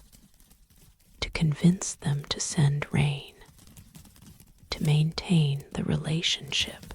between humans and divine forces that controlled survival. Dredging the cenote in the early 20th century revealed what had been offered: jade, gold, pottery, incense burners, textiles, rubber, copal, resin, all valuable materials thrown into water where they could not be recovered, surrendered permanently to the gods, demonstrated devotion through the irrevocability of the offering, through the permanent loss that sacrifice requires. And bones, human bones, the remains of men, women, children thrown into the sacred cenot during times of crisis, during drought, during the desperate moments when normal offerings seemed insufficient, when something more precious needed to be given, when human life became the currency offered to divine powers in hope of receiving water, receiving rain, receiving the mercy that would allow the community to continue, to survive, to make it through to the next season, when perhaps normal offerings would suffice, when perhaps the crisis would pass, when perhaps the gods would be satisfied and the rain would return. The bones show signs of violence, fractured skulls, broken limbs suggesting the victims did not jump willingly, were not volunteers, were thrown or pushed, were killed before or during their descent into the cenot, were sent to the gods as unwilling messengers, as sacrifices in the literal sense, lives taken to preserve other lives, individuals offered for the collective, the few dying so the many might live through the rain that their deaths were meant to purchase from gods who demanded such prices, who required blood and life, and the most precious offering humans could give. Modern sensibilities recoil. The idea of human sacrifice disturbs us, seems barbaric, seems like evidence of primitive thinking, of religious practices we have outgrown, of the bad old days before enlightenment, before we understood that gods, if they exist, do not require human blood, that rain comes from meteorological processes, not divine favor, that sacrificing people accomplishes nothing except murder. But the Maya who threw victims into the sacred cenot did not see it as we see it. They saw it as necessity, as the proper response to crisis, as the relationship with divine forces that their religion described, that their priests interpreted, that their experience seemed to confirm. When they offered jade and the rains came, they learned that offerings pleased the gods. When they offered humans during more severe droughts, and the rains came as they eventually must know drought lasts forever, they learned that human sacrifice worked, that the gods accepted these most precious offerings, that lives could be traded for water, that death could purchase life, that the terrible calculus of sacrifice made sense within their framework, within their understanding of how the world worked, how gods operated, how humans maintained relationship with forces beyond their control. We cannot simply dismiss this as superstition. We can recognize it as different understanding, as religious practice that served social and psychological needs, even if it failed to actually control weather, as the human attempt to make sense of unpredictable nature, to create feeling of agency in situations where agency was limited, to believe that doing something, even something horrible, was better than doing nothing, than simply accepting drought and starvation, than surrendering to forces that seemed overwhelming, uncontrollable, indifferent to human suffering. The sacrifice created meaning, created action, created the belief that humans could influence outcomes, that the gods were listening, that relationships between human and divine could be maintained through proper offerings, through the willingness to give what was most precious when circumstances demanded it, through the terrible devotion that says, "We will give everything. We will give our children. We will give ourselves if that is what is required to ensure the community survives, to maintain the rain, to keep the relationship with powers that control our fate." And perhaps sometimes, in the strange psychology of crisis, the sacrifice served social purposes beyond its religious function. It created solidarity through shared participation in terrible acts, created bonds between those who together committed acts they individually might have refused, created the sense that the community had done everything possible, had held nothing back, had given the gods no reason to withhold rain, had earned divine favor through the magnitude of their sacrifice. When the rain came as it eventually did, as meteorology rather than divine response, the sacrifice was confirmed, was proven effective, was established as the proper response to severe drought, to be repeated when necessary, to be maintained as part of the religious practices that governed Maya life, that structured their understanding of how to maintain balance, how to ensure survival, how to navigate the unpredictable climate of the Yucatan, where rain is everything and drought is death. And water management is sacred as much as practical. The sacred cenote still exists,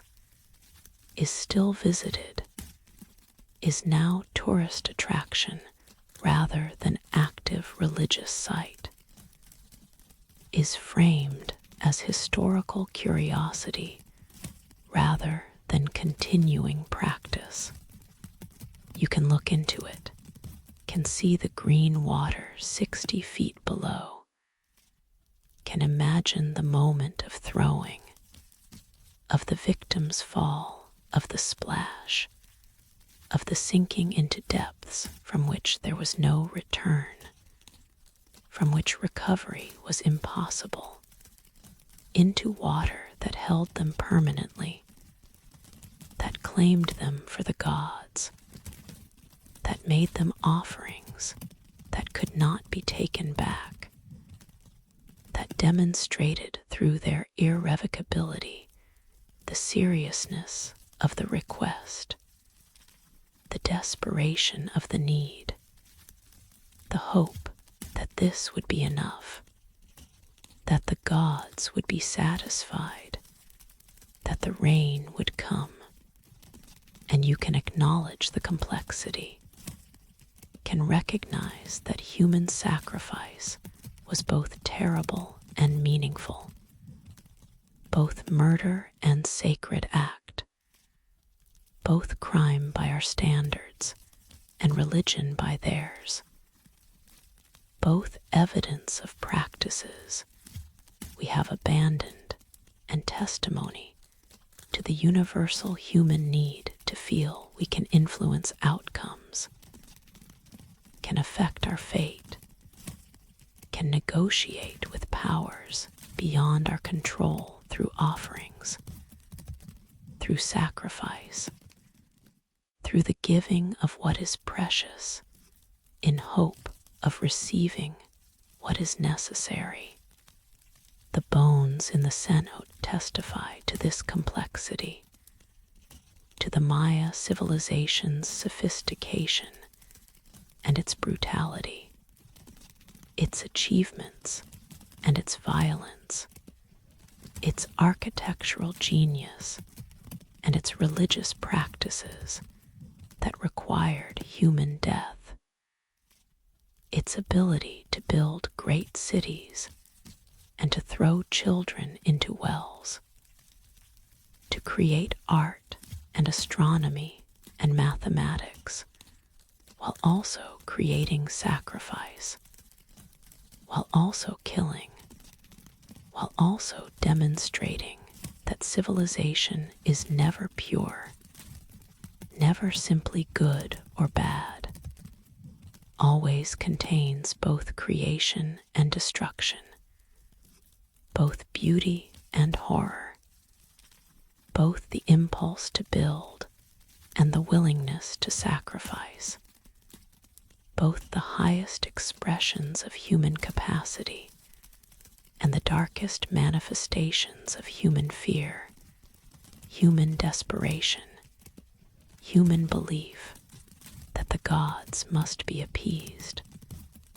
must be fed, must be given what they demand, or else the rain will not come. The crops will fail. The civilization will collapse into the drought that the sacred cenote was meant to prevent, that the sacrifices were meant to avert, that the bones at the bottom represent the price paid, the lives given, the terrible offerings thrown into green water in hope that gods would be moved, would respond, would send rain to the people who had given everything, who had held nothing back, who had demonstrated their devotion through the most precious offering possible, human life thrown into the sacred cenote, sinking into darkness, becoming bones among bones, becoming part of the accumulated sacrifice. The countless offerings across centuries of Maya civilization, of drought and rain, of desperate prayers answered or not answered, of gods pleased or indifferent, of sacrifices that worked or didn't work, but continued anyway because belief persisted, because hope remained, because the alternative accepting that drought was simply weather, that gods did not control it, that sacrifice accomplished nothing, was more terrible than continuing the practice, than maintaining the belief, than throwing more offerings, more precious objects, more human lives into the sacred cenote, where they sank and rested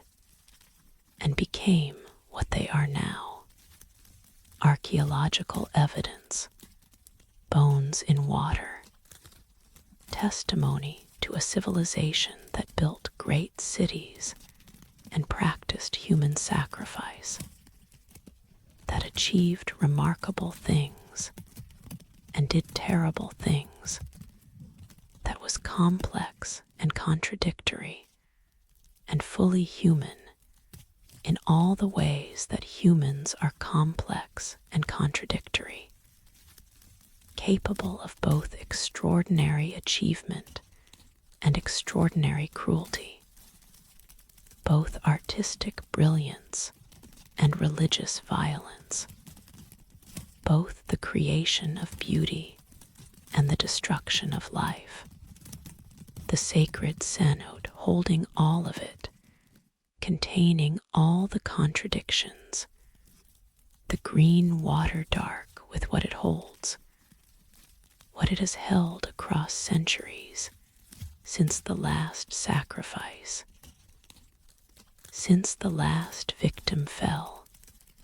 since the last time the Maya threw precious objects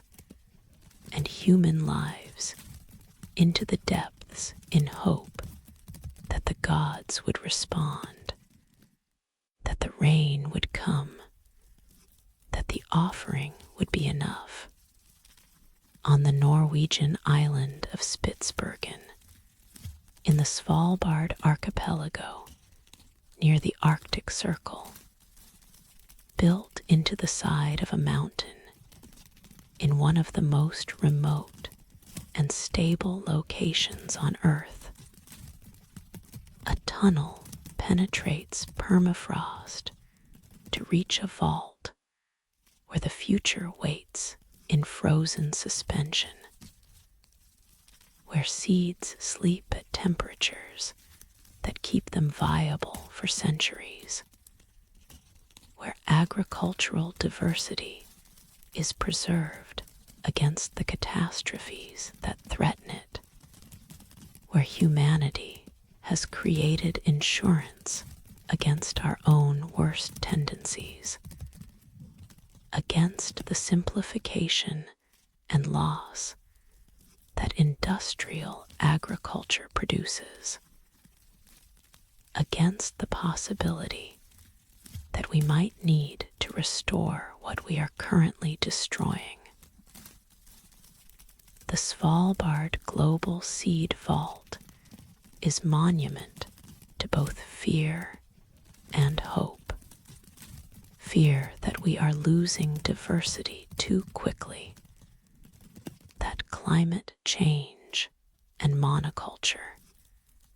and the pressures of feeding 8 billion people are driving agricultural simplification, are causing varieties to go extinct, are creating vulnerability through the narrowing of genetic base that crops depend on. Hope that preservation is possible, that what we save now can be recovered later, that the seeds sleeping in permafrost can be awakened when needed, can restore varieties that have been lost, can provide the genetic material necessary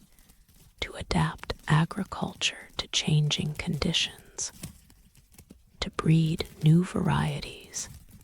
that can resist new diseases, tolerate new climates, feed populations in circumstances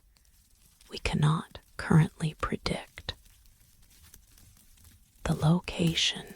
was chosen carefully. Svalbard is remote,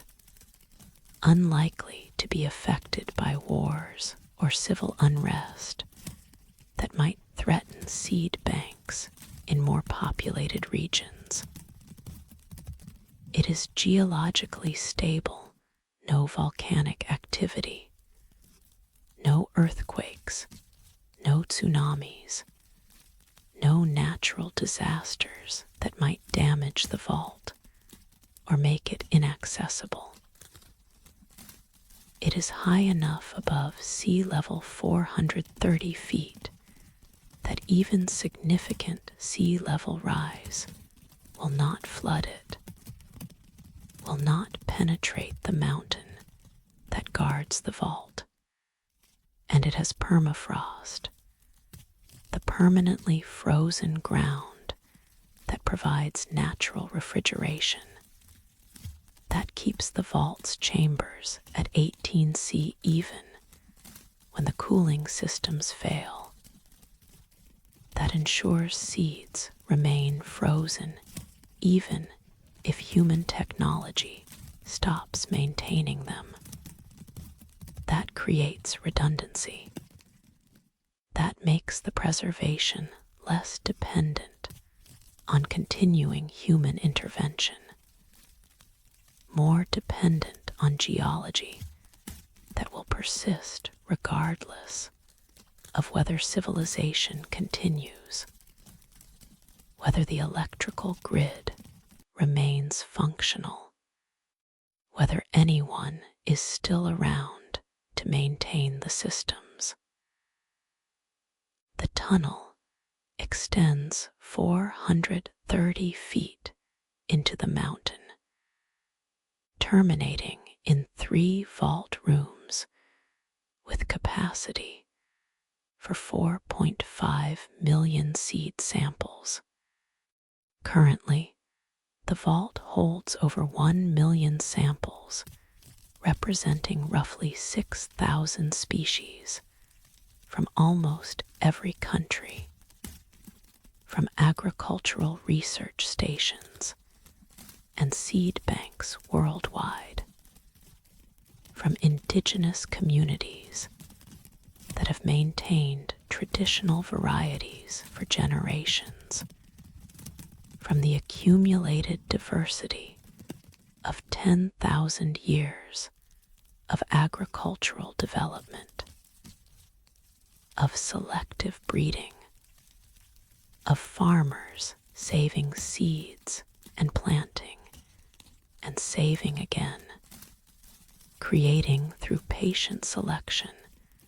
the varieties adapted to local conditions, to specific climates and soils and uses.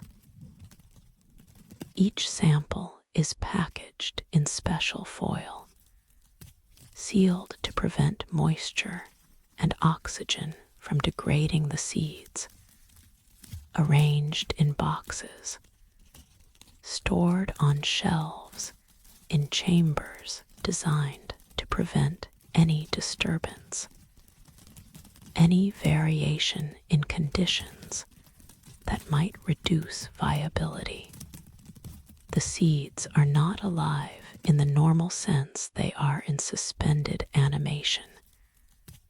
Their metabolism slowed to nearly nothing by the cold, their potential for germination preserved, but not expressing itself, waiting for the conditions that would signal them to wake, to grow, to become plants. They might wait centuries. The refrigeration and the packaging are designed to keep seeds viable for hundreds of years, perhaps thousands for some species. The vault is not meant for immediate use, not intended as working seed bank, but as backup, as insurance, as the collection that remains untouched unless disaster strikes, unless the primary seed banks fail, unless the varieties preserved there are lost and must be recovered from the vault that waits in permafrost, that maintains its frozen vigil. What seeds does it hold? Everything. varieties of wheat and rice and corn that feed billions, rare legumes from mountain valleys, adapted to specific elevations and rainfall patterns, traditional varieties of crops that commercial agriculture has abandoned in favor of high-yield cultivars, varieties that might not produce as much, but that might resist diseases the commercial varieties cannot, that might tolerate conditions the commercial varieties fail in, that represent genetic diversity that seems unnecessary now, but that might be essential later. That might be the difference between adaptation and failure, between resilience and collapse. The vault holds varieties that have already gone extinct in the wild, that exist only as seeds in storage, that are preserved not because they are currently useful, but because they might be useful, because we cannot predict future needs, because the conditions that make a variety valuable change, because what is abandoned as obsolete might be rediscovered as essential when circumstances shift, when climate changes, when new diseases emerge, when the varieties that currently dominate prove vulnerable to conditions they were not bred for. This is the paradox the vault embodies. We are preserving diversity even as we reduce it, saving seeds even as we destroy the fields that produced them, maintaining agricultural genetic library even as we simplify agriculture toward monoculture, toward the planting of identical crops across vast areas, creating efficiency and vulnerability simultaneously, feeding more people while creating conditions where a single disease or climate change could threaten the entire food system. The vault is admission that we recognize the danger, that we understand diversity matters, that we are taking steps to preserve what we are losing, but it is also admission of failure, acknowledgement that we are not preventing the losses, that preservation is happening in frozen chambers rather than in living fields, that the seeds sleep in Svalbard instead of being planted by farmers, that diversity is being stored rather than used, maintained as backup rather than as active presence in agricultural systems worldwide. Still, the vault represents hope. It demonstrates that preservation is possible, that we can save the genetic material even if we cannot currently save the farming systems that created it. It ensures that future generations will have options, will have access to the diversity that 10,000 years of agriculture produced, will be able to restore varieties that have been lost, to adapt crops to conditions we cannot predict, to draw on the genetic library that the vault maintains, and it represents cooperation. The fact that countries that compete and conflict in other arenas agreed to create and support the vault, to share their seed collections, to maintain this global resource for the benefit of all humanity, for the future that belongs to everyone, for the recognition that agricultural diversity is common heritage, is too important to be controlled by any single nation, must be preserved for all, must be available to all when needed. The vault has already been used. Syrian researchers withdrew seeds during their civil war, recovering varieties from the vault when their own seed bank was threatened, demonstrating that the insurance works, that the backup functions, that preservation in Svalbard serves its purpose, protects against the loss that conflict creates, maintains the samples even when the original collections are damaged or destroyed. This is what the vault is for the moment when disaster strikes, when preservation elsewhere fails, when the only remaining samples of a variety rest in Svalbard's frozen chambers, when the vault must open, must provide, must release seeds that have been waiting for exactly this moment. This need, this crisis that requires drawing on reserves, requires accessing the backup, requires trusting that the preservation has worked, that the seeds remain viable, that what was stored can be awakened, can be planted, can become plants again, can restore what was lost, can continue the varieties that might have otherwise ended. The mountain waits. The permafrost waits. The seeds wait in their frozen suspension, in their foil packages, in their chambers designed for centuries of storage, for the long waiting that preservation requires,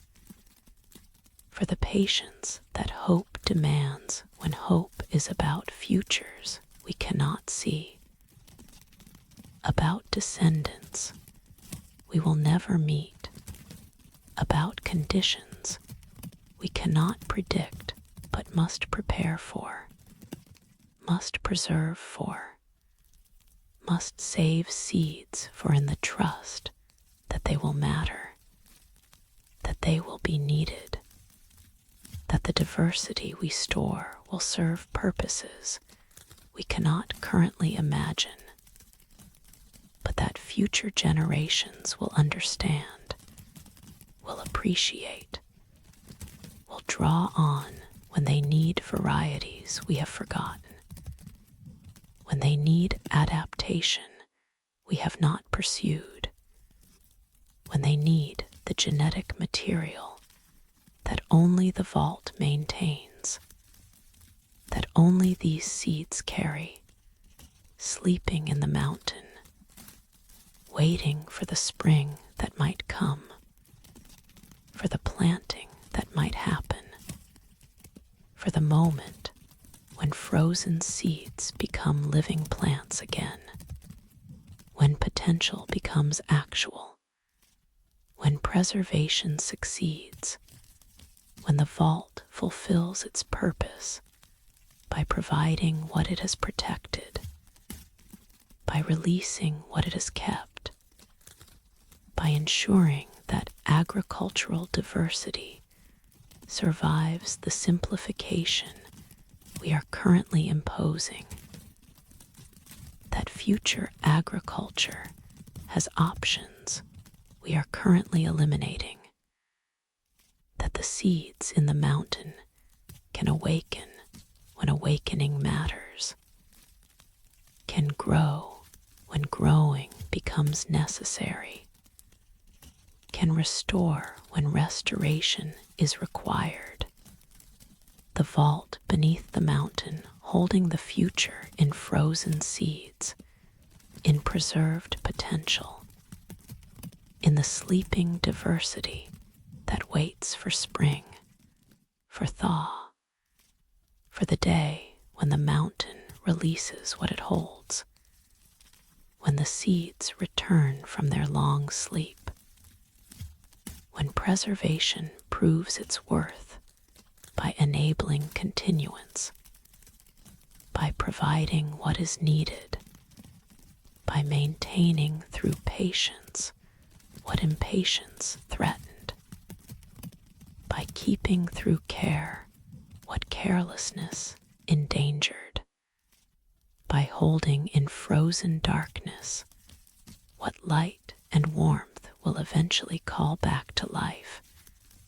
back to growth, back to the fields where they belong, where they will grow again if we need them, if we remember them,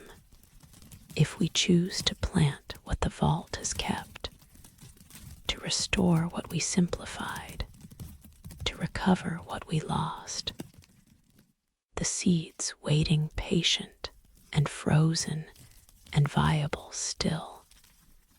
holding futures in their forms,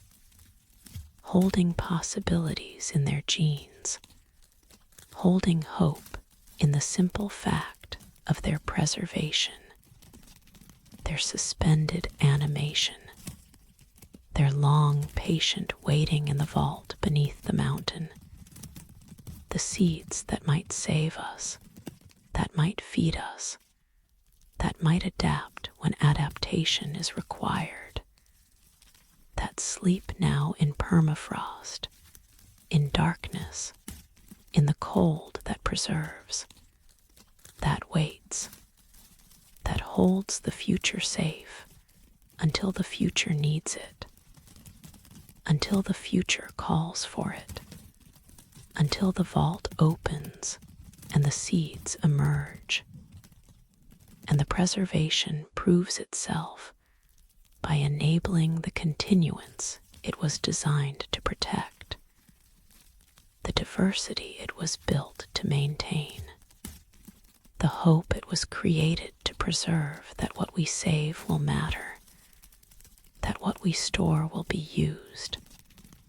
that the seeds in the mountain will wake and grow and become food and continuation, and the living proof that preservation works, that hope is justified,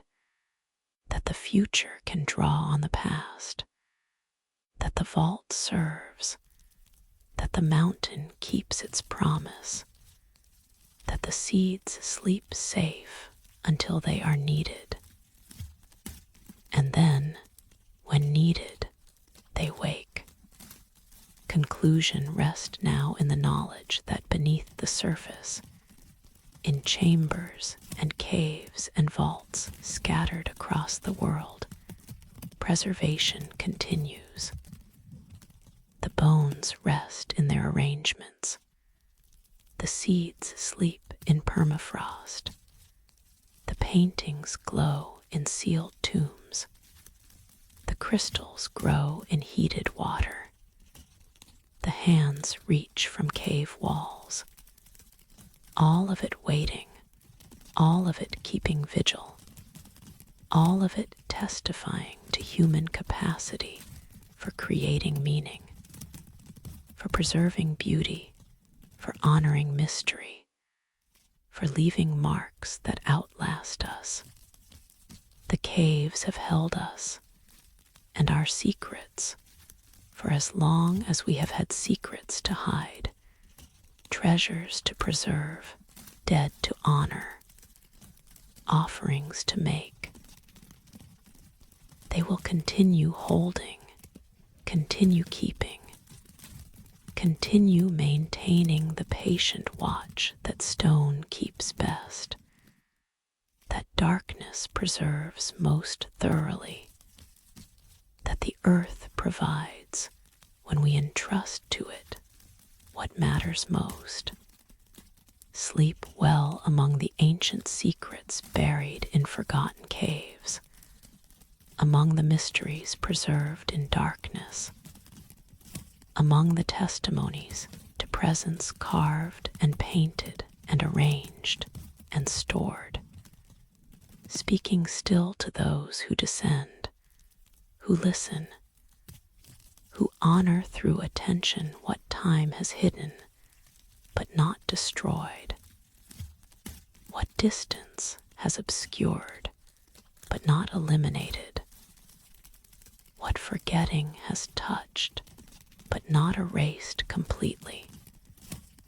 The ancient secrets waiting in caves, in chambers, in the deep places where we hide and preserve and honor what we cannot keep on the surface, what requires the earth's protection, the stone's shelter, the darkness's mercy, the cave's patient keeping of what we give it, what we trust it with, what we know will outlast us if it rests in the right place, in the sacred space, in the caves that have always held our mysteries and always will, patient as stone, deep as earth, dark as the sleep that takes you now, that holds you now, that keeps you safe as caves keep safe what is given to them, what rests in their depths, what sleeps in their darkness, the ancient secrets, the buried treasures, the preserved mysteries, the hidden truths, all sleeping, all waiting, all kept safe in caves beneath the surface, beneath the light, beneath the forgetting, in the deep places where memory lives, where the past persists, where the ancient secrets sleep and dream,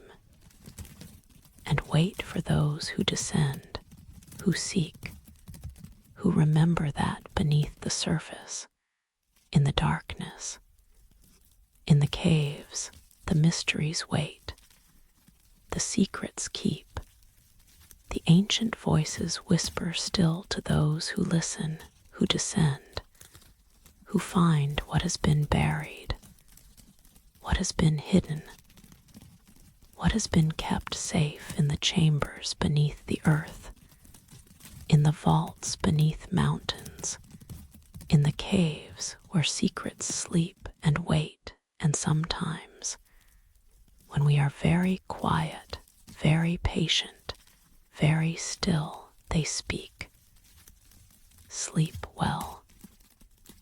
The caves are watching. The mysteries are waiting. The ancient secrets rest in their darkness, patient and eternal, keeping vigil over what we have given them, what we have hidden in their depths, what sleeps there still. Good night.